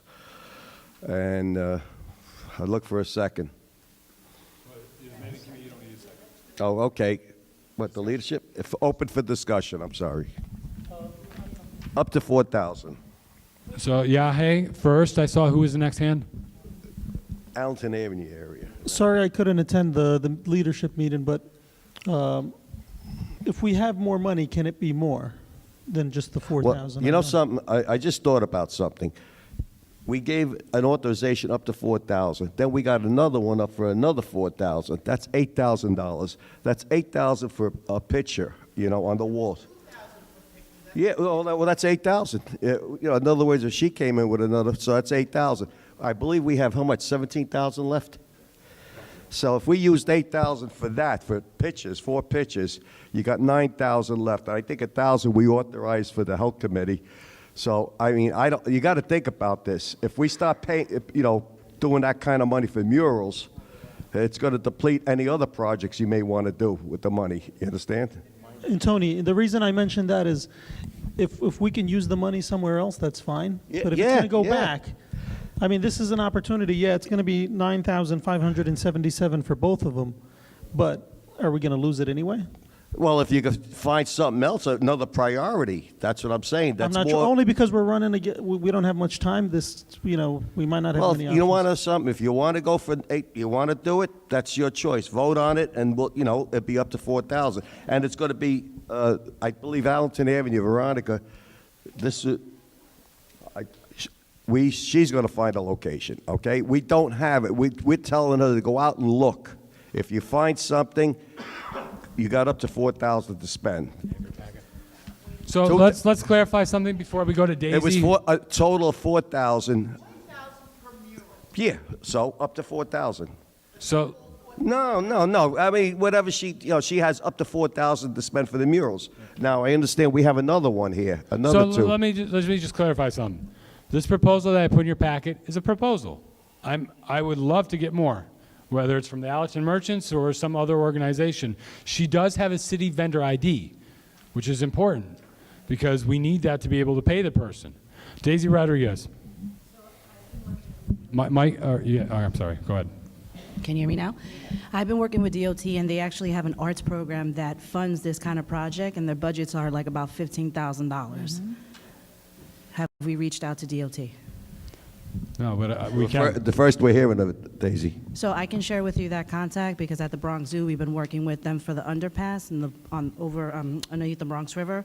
So there is a possibility that we can get involved with them and other interested, occupants to do something there. Okay. It's $15,000. Thank you for the heads up. So what do we? Any other? Joe Thompson. So if we like the idea of the mural, and we are spending a lot of money, how many bids did we get on this project? One. Well, we only got one proposal, and what we've spent on graffiti removal so far is probably more than 4,000. I don't know, but I recently did some work on this kind of business. And I think as a city group, we need more than one proposal. Under 20,000? Yeah, I mean, I think we're more than happy to take something, but the time clock is ticking. June 30th is when the money goes back, or June 1st, July 1st. Actually, in the past, let me clarify something. Hold on. In the past, when 2 weeks out, we haven't used the money, the city has taken it from us. They freeze it, or they see that they need it somewhere else. In the past, they have taken it without telling us and say, oh, I'm sorry. Yeah, they will take it. Edith Blitzer. Yeah. Who makes the final decision as to where these murals are going to go up? So ultimately the board.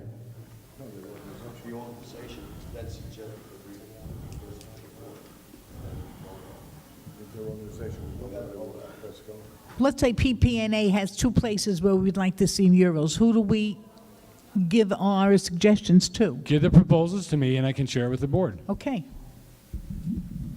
Debbie Colicky had something? Mike? Microphone.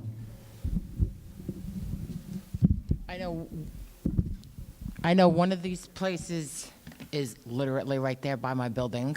So I know it's chronically got the graffiti. Like I also mentioned, Janai or FedCap missed the spot. They missed the one on Mulliner under the train. That's a chronic area that's always being done. But I do know FedCap did also do the one at Brady and Matthews. So they did 2 out of the 3.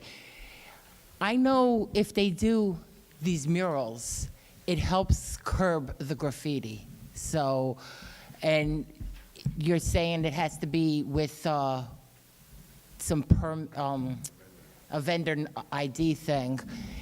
You know, so if she's got the vendor ID, I don't see an issue as to why not do it, so.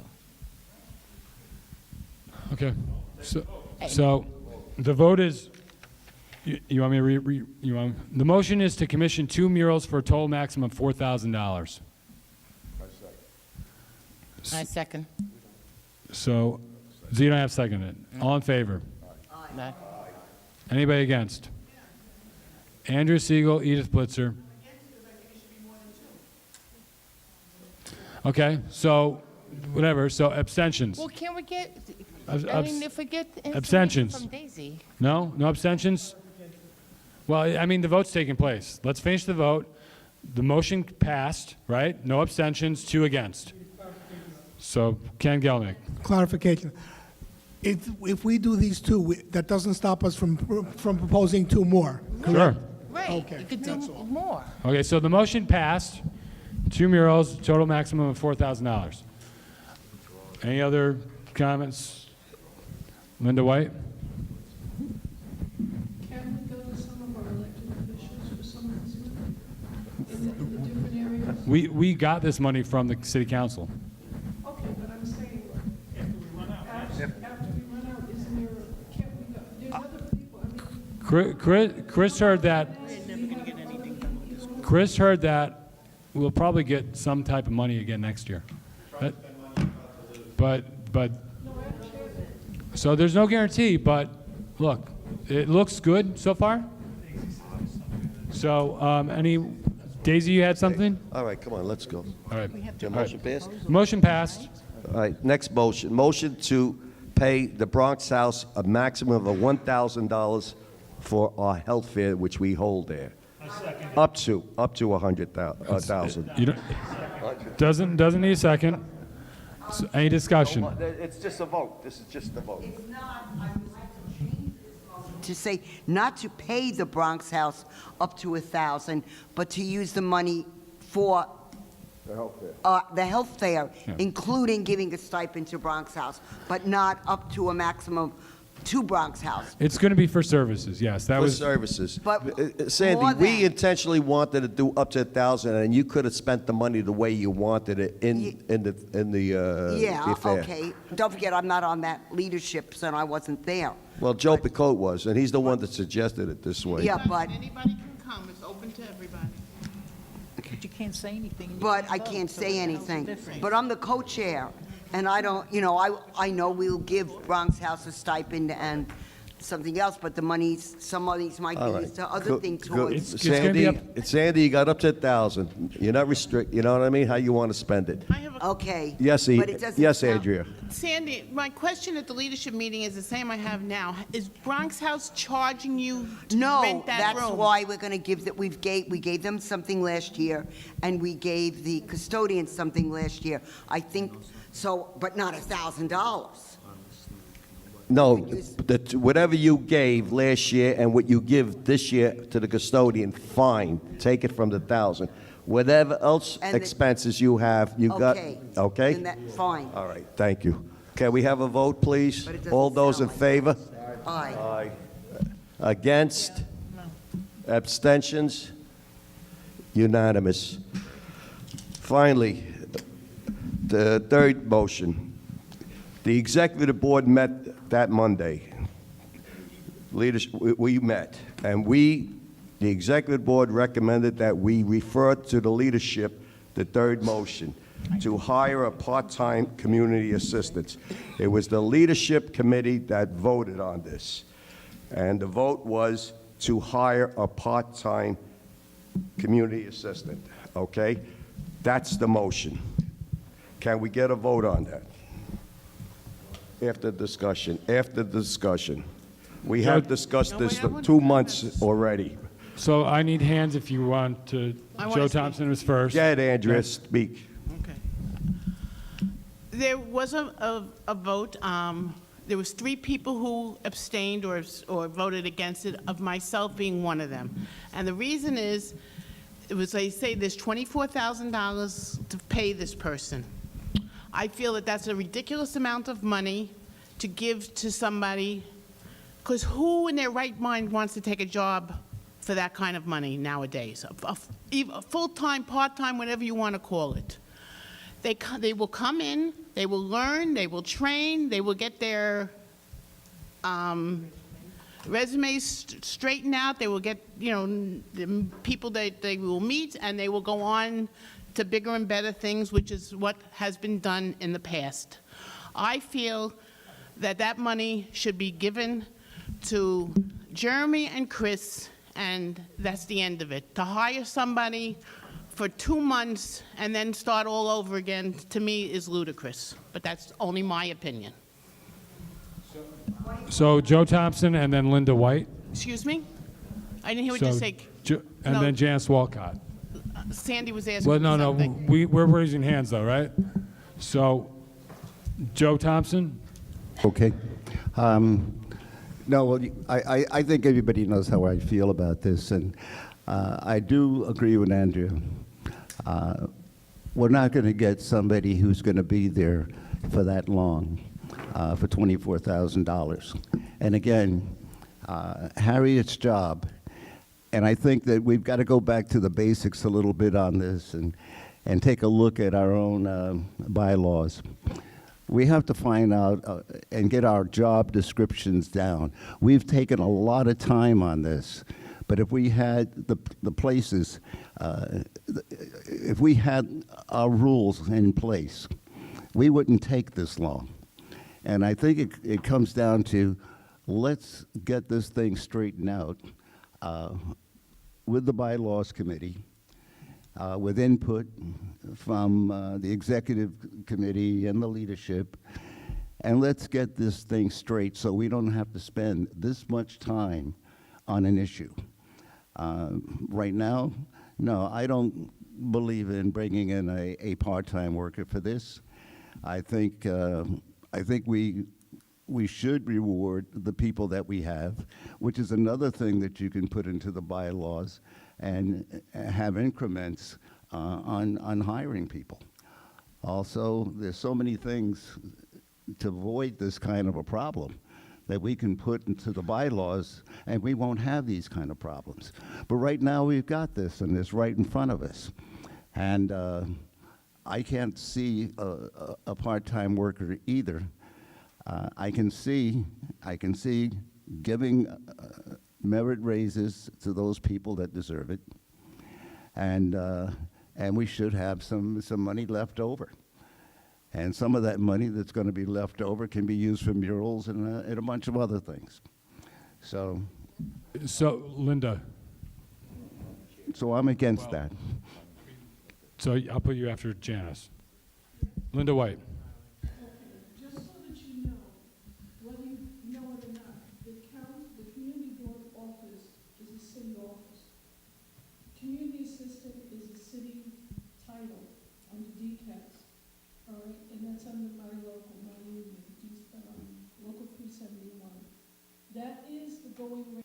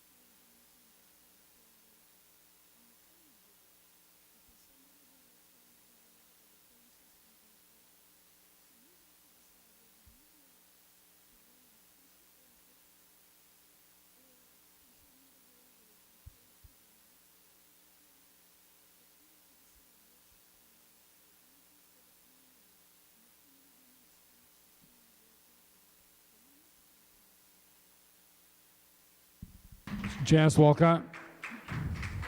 Microphone.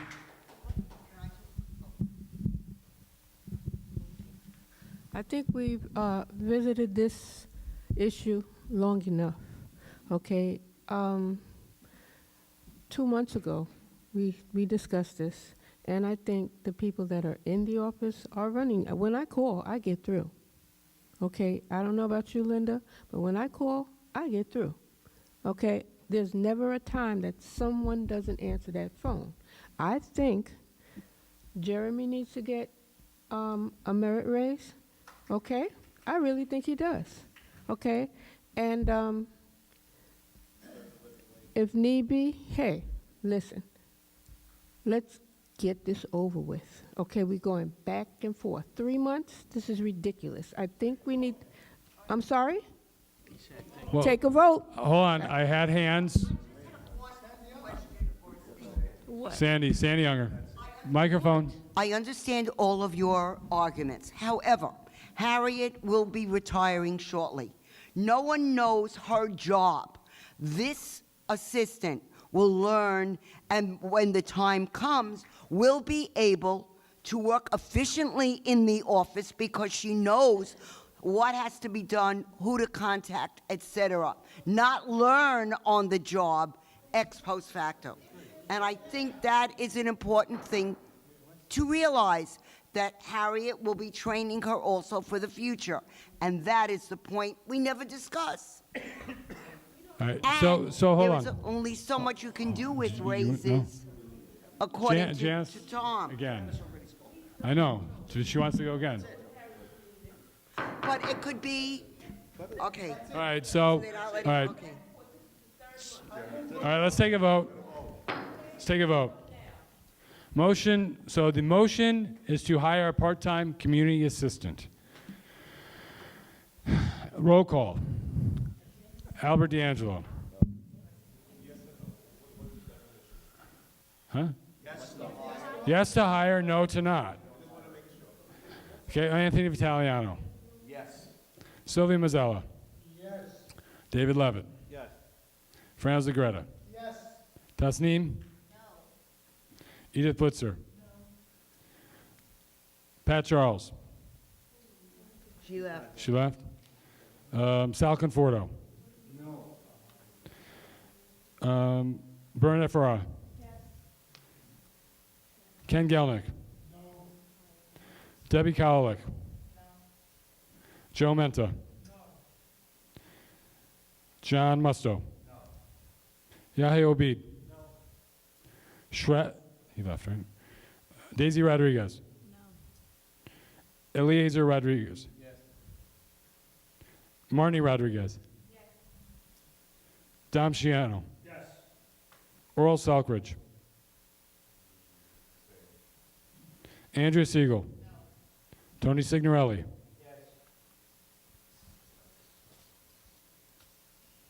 Joe Thompson? No. Sandy Younger? Yes. Janice Walcott? Linda White? Wow.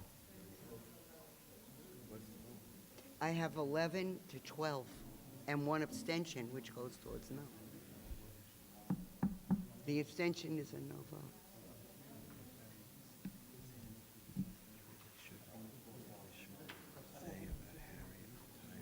I just said in the future. Okay.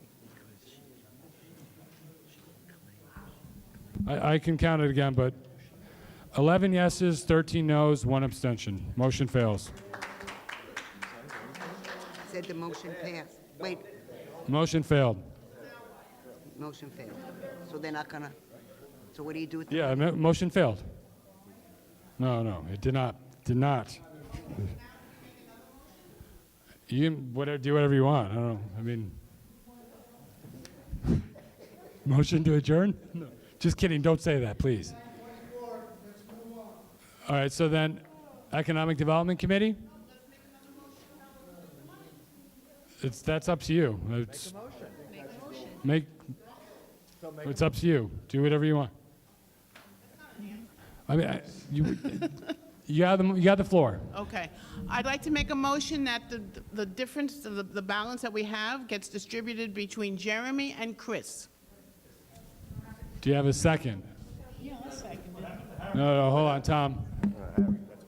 Harry gets enough money as a secretary. I think so. Just as an FYI, giving a blanket statement like that in a motion without knowing specific numbers is not going to work, because Okay, well- there are certain things that have already occurred with staff members that they may not be eligible for another merit. Okay, so understand that, and this is not to the detriment of everybody. If somebody's received a merit raise, if somebody's received a merit raise this year, they are ineligible to get another merit raise until 1 year after that initial merit raise went into effect. Okay, so you have to take that into consideration when you're making Okay, the but what statements. about if on Chris's benefit, we then up his title? See, those things you need to go through and bring a formal proposal to the board with title change, salary range, what you're proposing, and because I think I made this point last time, that you need to come back with a proposal. You want to do Jeremy, you want to do 100% raise, this is what's going to cost you this year, this is what's going to cost you next year. You want to do Chris, you want a title change, you want to do Harriet, you want a title change. That all has to be done because it has to meet your budget. Remember, the $42,000 may not be there next year. So these raises that you're talking about this year are going to come out of your normal $230-something thousand budget, because your $42,000 is what you're using your expense money for now, okay? So anything, and I'm not disagreeing with what your suggestions are. I'm saying, as a board and a fiduciary responsibility to the money that is given to you by the city, you have to come back with something a bit more concrete than saying, give them the maximum amount of merit raise to everybody because that's what you think. So just to clarify, so the current cap, remember, when you voted for Chris, the city's currently putting a cap of 12%, which, the city council didn't do that, but for themselves, but currently that's what. And also remember, as was said earlier, union members get union raises, and they will be getting a third raise come October of 3%, right, Linda? So they received a 2% retroactive to 2017, a 2.5% retroactive to 2018, and then a 3% come this October. So you have to just be aware of all these things and put the numbers together, and then you can come back with a very good proposal for everybody's benefit. I saw Janice's hand, and then John Musto. I'm sorry, John. Janice, Okay.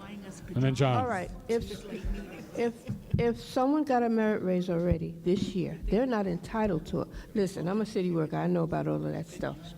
Okay? If someone got a merit raise already, they're not entitled to another one within a specific time frame. They cannot, unless they change titles, they cannot get another one right now. Okay, that's what I'm saying. Jeremy can get one. Okay, I think we need to vote on it and get rid of this. Excuse me? What'd you say? She agrees with you. Okay, John Musto had his hand up.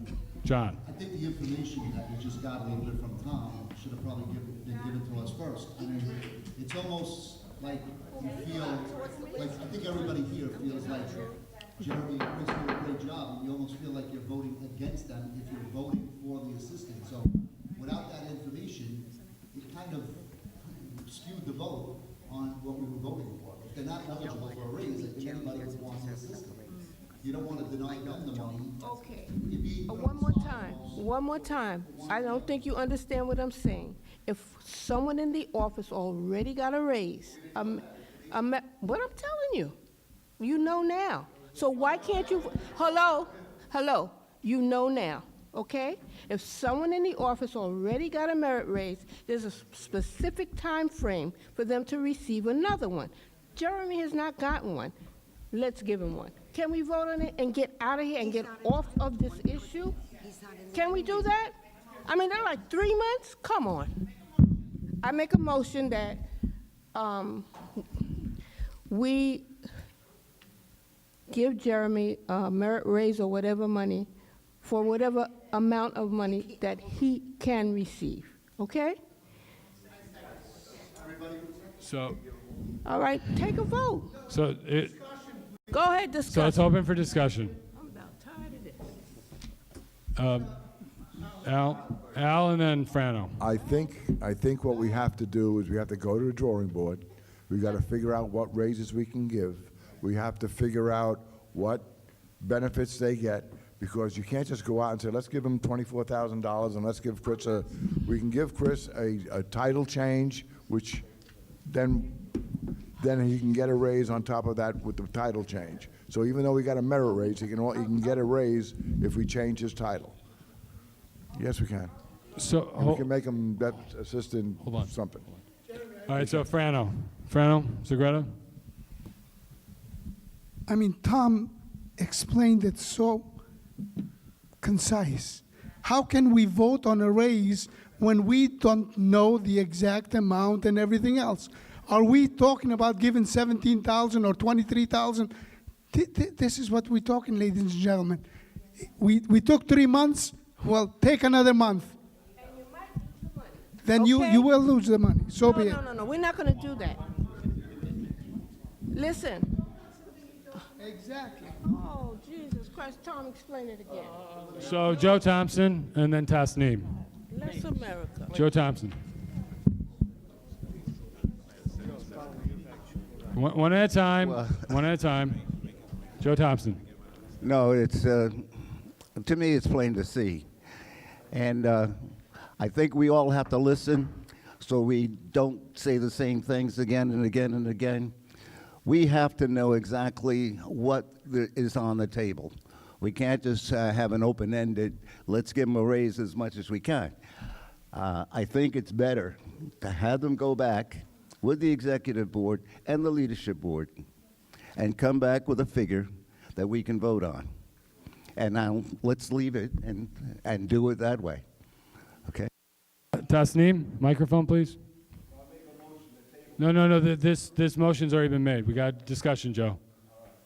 Okay, I just feel like whatever committees, the executive committee or the leadership committee that was in charge of gathering the information, they should have did their due diligence and told us the raise amount from 3 months ago, because I feel like we're just wasting our time. Every time we come here, we keep having the same conversation, and the conversation is always framed in a way to not give Jeremy a raise. And I feel that, and I feel like that the people in charge do not want to give him a raise. And so we keep getting the runaround. And every time we push down the idea of getting an assistant, someone gives us a roadblock about how we can't give Jeremy a raise.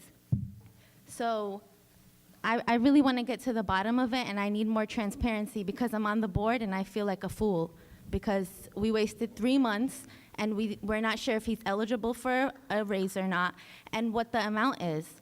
And that's disrespectful to the people sitting here and to me and to the rest of us. Ken Gelnick. Part of a discussion. Quick question. Can we have a special, if we can get this, part of the problem here is that we may be losing this money. Can we have a special meeting that would have just this topic in, let's say, 2 weeks?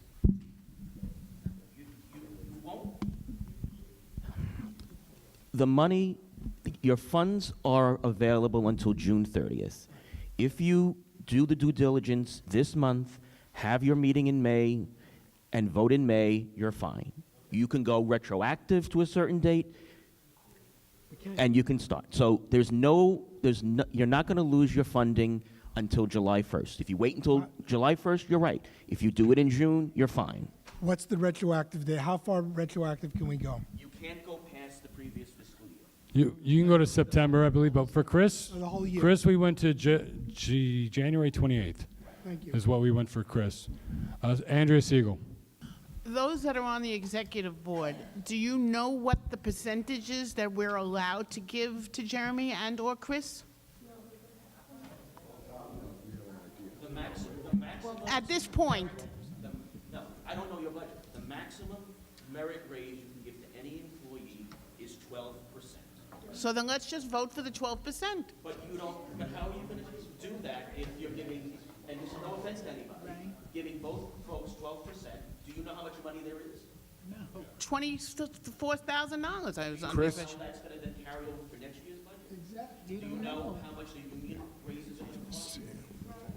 Again, I'm not, it's nothing against Jeremy, it's nothing against Chris, but you're a board that needs to see numbers, at least to me. But even if we go back, we're still not going to know how much money we're going to have next year. What we, Because the executive budget has just come out, and I haven't looked at the budget, so I don't know what your budget is for next year. So you can look at it and know what your budget is for next year. You're going to have the $30,000, give or take, that John had. So you're probably going to have enough, but you have the budget. It's like your own school budget. You have the budget so that everybody's line is complete. what we had to do, and I just want to talking about transparency, we were very transparent about what we did. We did at the leadership committee meeting. It was a vote taken, and that's why the motion was made. Now, the motion was knocked down. It was a no. That's fine. So now we have to go back and come up with a program that will give raises, because that's what the vote was, to give raises to the 3 people that work in the office. Now what we have to do is come up with scenarios, talking to Tom and talking with the amount of money that's available, how we can give that out so we don't go over, and how we can give it out so it's justice for all 3 people that work in the office. That's what we have to do. We just can't shoot from the hip. So David Levitt? Oh, Burnett first? Okay. I'll just make that quick. There was an ask. There was an ask at our last board meeting, or the one before that, and I think it was Lisa Soto had said, we need to know the specifics. We need to know specifics of who's eligible, who's not eligible, and the specifics of the job responsibilities, and there was an ask, and we haven't gotten that. Yes. David Levitt. David? I'm sorry if I mispronounced your name. Tasneem. I think you hit it on the head when what you were saying, having been involved in this process. I don't want to force us into executive session. It'll take too long. I don't know that it should go back to the executive committee again. We've been doing this for months on the executive board, I should say. I think we should have more power to the people, and we should appoint a committee tonight. This board can do that. We can appoint a special committee of members to look into this issue, but you have to be committed to spend the time. You have to talk to Tom, if Tom will answer the questions in detail, if he has the time, and you have to dig into this. Jeremy can provide you with the information on the budget, exactly how much money is available, and come back to us next month with something that we can vote on. I don't think the executive board is getting the job done, and I'm saying that because I'm talking about me. I don't think we're getting the job done. David, thank you. That was, that's a good idea. Is there anybody here that's interested in being on that committee? 1, 2, It shouldn't 3. be too big. It should be a small group, 3 or 5 people. We have 4 people, 5 people. That's our committee. But you need a chair. You have to appoint a chair. So you guys can pick the chair. You are the 5 people? If you want me to, I will. Work on it. David. Let David be the chair. Get the names down. So I got Linda, Domciano, Tasneem, Sandy. Did David want to be on that? So that's 5 people. I just want to clarify something Tom said. The union increases, the city bumps our budget every year. That's not a factor. The union increases. Janice Walcott. In the meantime, there's a motion on the floor. Can you repeat the motion? Motion is to give me an increase, a merit increase. That's the motion. Janice, correct me if I'm wrong. Was there a second? Yeah, Andrea Siegel. Maybe Janice would agree to withdraw the motion so that we can discuss that very issue in detail. Oh, then we'll vote on it. Okay. Okay, then let's vote on it. Why? I mean, it's not going to be, so I think So Tom said, I mean, look how close the other one was. You think we're going to be able to do hands? Okay, fine, try it. So motion is to give Jeremy Warnicki merit increase. Yeah, without a number attached. Okay. Well, No. well, that's the motion for this. That's the motion Janice made. You can make another motion, Joe, for the rest of the troops. All right, so all in favor? So 1, 2, 3, 4, 5, 6, 7, 8. Wait, Tony, Signorelli, what are you doing? You had your hand and then okay. So I'm sorry. 1, 2, 3, 4, 5, 6, 7, 8, 9, 10, 11, 12, 13, 14, 15, 16. All against? 1, 2, 3. So let me say the names since we have to put in the minutes. Dom Shano. Oh, no, I know it passed, but we got to do specific. Correct me if I'm wrong, David. We got to do specific. Dom Shano, Linda White, 2, Frano, Tony Vitaliano, Al D'Angelo, Sandy Younger, against, abstentions. Ellie Rodriguez, David Levitt, and that's everyone, right? All right. So that means now when the committee gets together, you have to subtract the increase that Jeremy's getting now. Yeah. Okay. All right. But we didn't have a number. So, Ken Gelnick.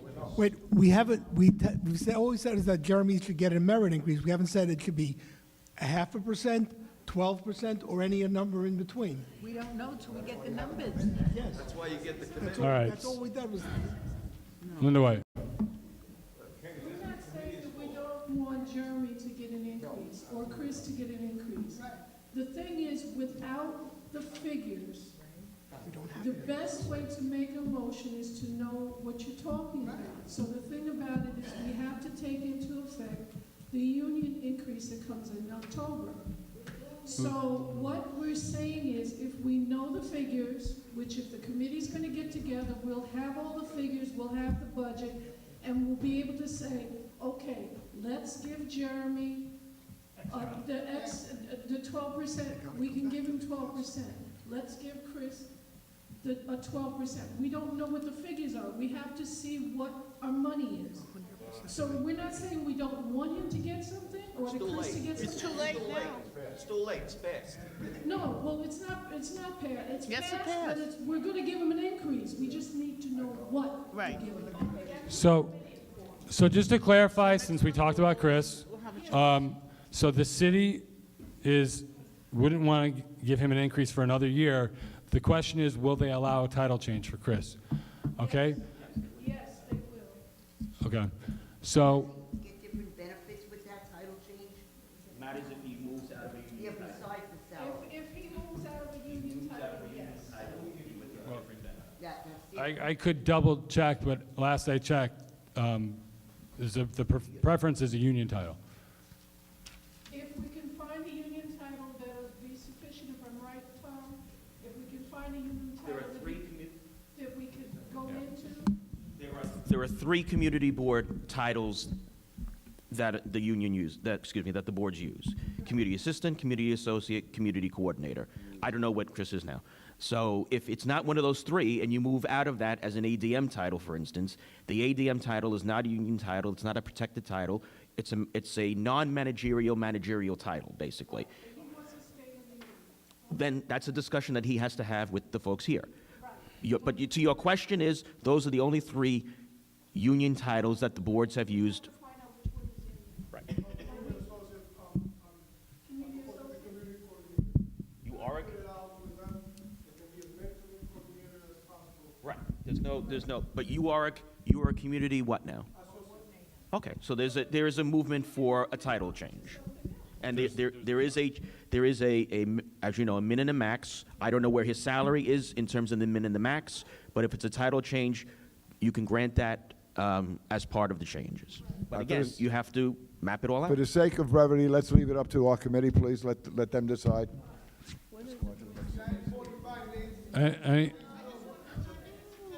Andrea Siegel.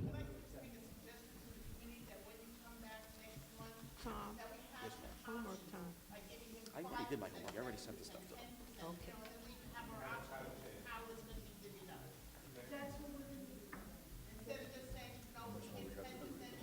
It's too much. So, David Levitt's making a motion. Go ahead, mic's on. Can I make a motion that the community board form a committee tonight and name the members? I know we talked about it, but it was in discussion of another motion. So I'm making the motion to form a committee for the purpose of determining the raise that was just passed for Jeremy, and to determine the amount, and also to consider how to handle the balance of any funds that are available. That would include giving raises to the current employees, Harriet and Chris, as they are allowed by the City of New York, and any title changes. And I'm specifically saying Harriet and Chris, because nobody's really said Harriet here, and that has to be part of the discussion. So, there's a second? Okay. Any other discussion? That's what I was going to say. The committee members were Linda White, Dom Shiano, Tasneem, Sandy, David, and Janice. Anyone else? Oral, you want to? No. So 6 people. Okay. Motion to approve or any against? Any abstentions? No. Okay. So Economic Development Committee, Dom Shiano. I think I've got to go.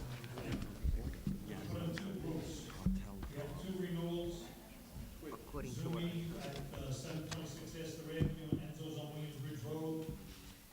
Neither one of them had a problem with precinct. We'd like to send a letter of no objection to renewal of both those licenses. All those in favor? Any discussion?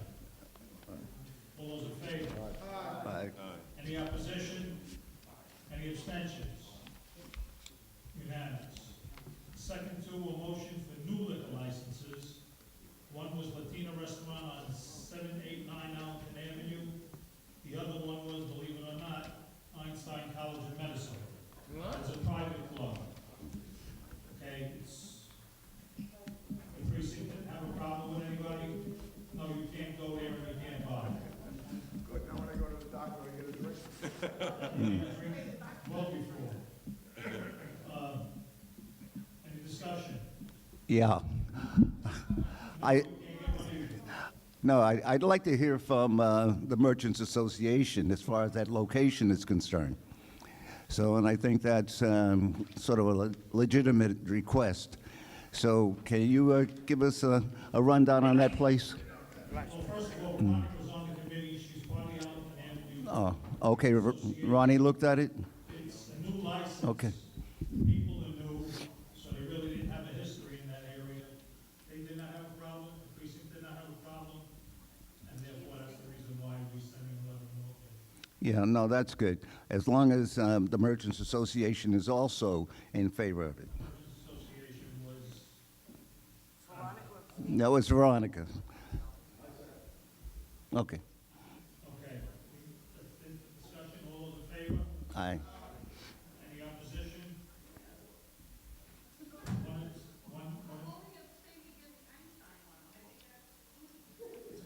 One. Are you kidding? We have one abstention for Einstein.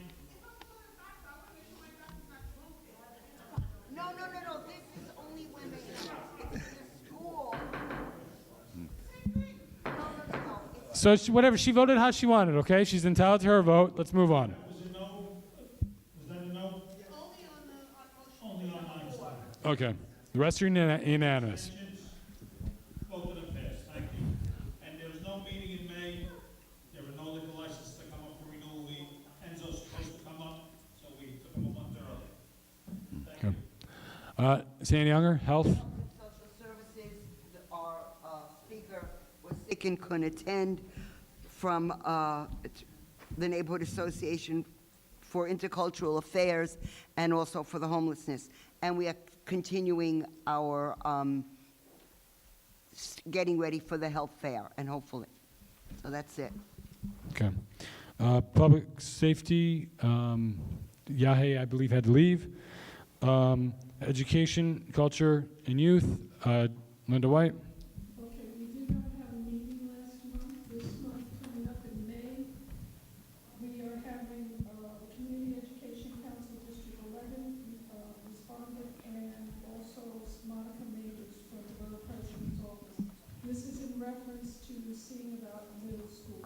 So those of you that want to attend, you're more than welcome. I just have one question, Linda. Are people aware that they are building an annex to PS 97 It's on, been going on for a while now. I know, but no one ever brings it up. No, I'm pretty sure Vaca brought up when he was council member.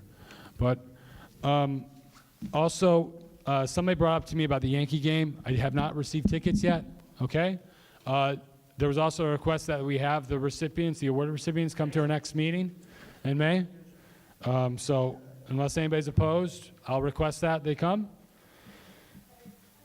Community Development, Andrea Siegel. Nothing to report. Housing Committee, Janice Walcott. The committee had no meeting this month. Okay.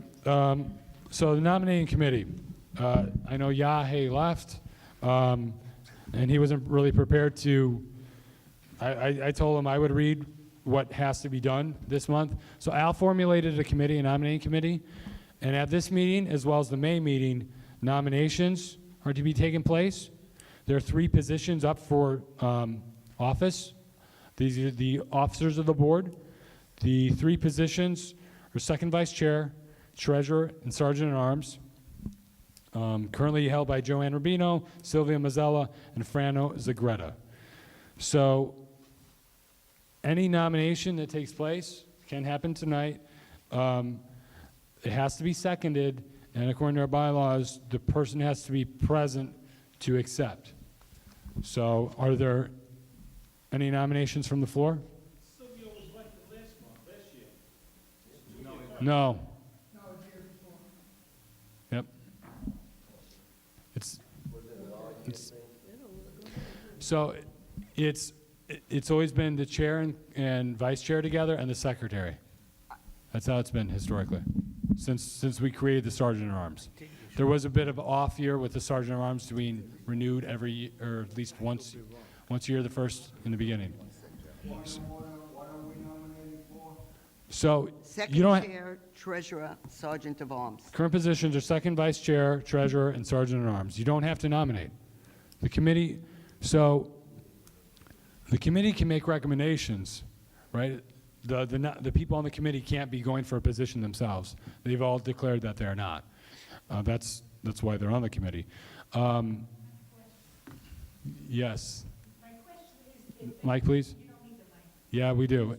It won't be recorded. They hold the position now, like Silvio is now the treasurer. If he chooses to remain treasurer, he can't be nominated again, right? Yes. Okay. Well, somebody needs to nominate. Jeremy, if the David Levitt. the nominating committee is not here tonight or not prepared to make any nominations tonight, that's fine. Yeah. But you have to open nominations from the board for each position. You have to open it and close it for each position. And we have to do that again next month. And the person who's nominated tonight, if they're nominated from the floor, they have to be available tonight or at next month's meeting in person to accept the nomination. So I don't know if I can do that because I'm not a board member. Then give it to Al. Al. So Can I ask you a stupid? Nominations from the floor are open. Does I'm anybody open, have any okay. You nominations? have to open and close each one. for second All right, vice. for second vice chair. Any nomination No, for second vice chair? No. Any nominations for treasurer? Yeah. I nominate Sylvia. I second it. Okay. Okay, so you Silvio's in nomination. Say yes. I decline. Oh. You dirty beggar. You got next month. You got next month. Congratulations, you coward. Shannon? Not here. That's true. Who's not here? You can nominate her. She can. For what? For treasurer? Treasurer. For treasurer, second? I'll second that, I'll yeah. second it. So, as far as I know, she can come to the meeting and accept, or she has to do it tonight? No, she can come to the meeting. No, she comes to the meeting and stuff.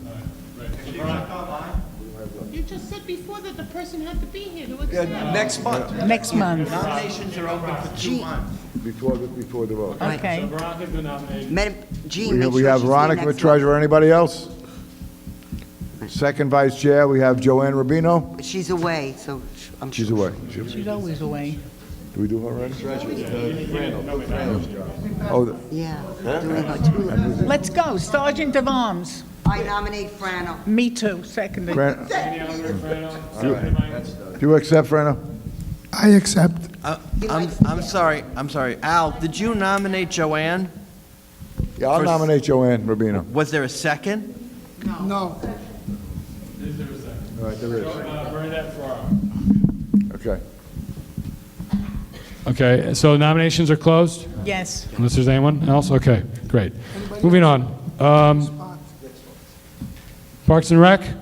No meeting. Sanitation? Yeah, DEP? Okay, tell them. All right, the minutes ahead, you guys could read it. Let's move on. Okay, Transportation? Frano? You know, we need phone. No meeting, but no new applications either, so whoever had scheduled parties, I guess we'll continue. We do have the MTA scheduled for your next meeting, I believe. Very good. That's about the bus redesign, the Bronx plan, bus redesign plan. Bylaws, David Levitt?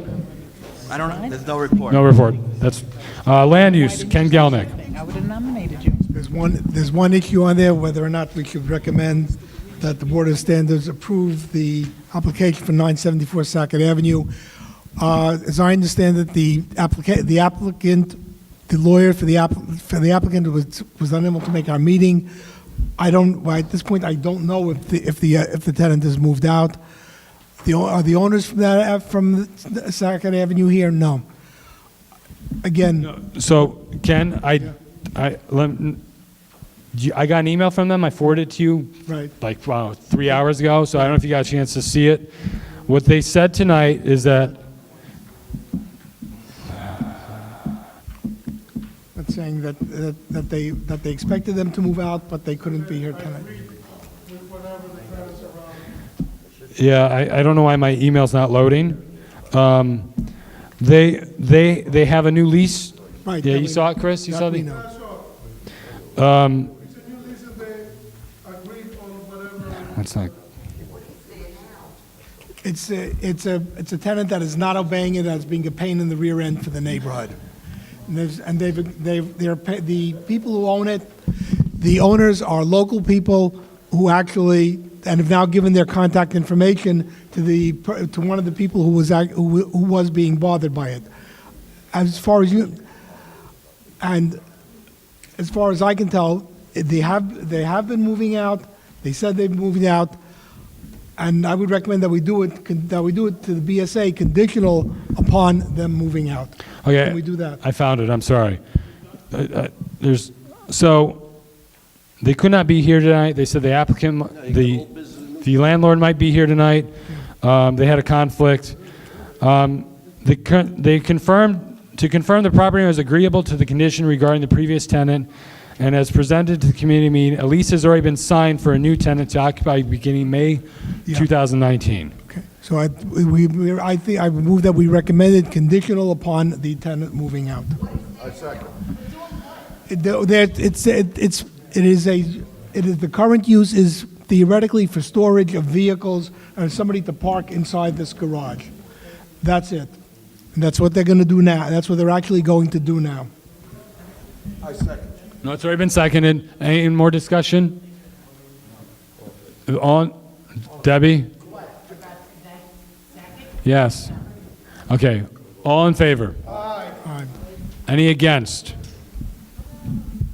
Any abstentions? So it's unanimous in favor, right? There's one Okay. one more item. The Land Use Committee is going to have, next month is going to have a meeting, and we're actually going to ask the Department of Transportation to try to be there to see about land use as regards the Vision Zero initiative. Okay. Okay, so meeting's adjourned. It is 10 p.m.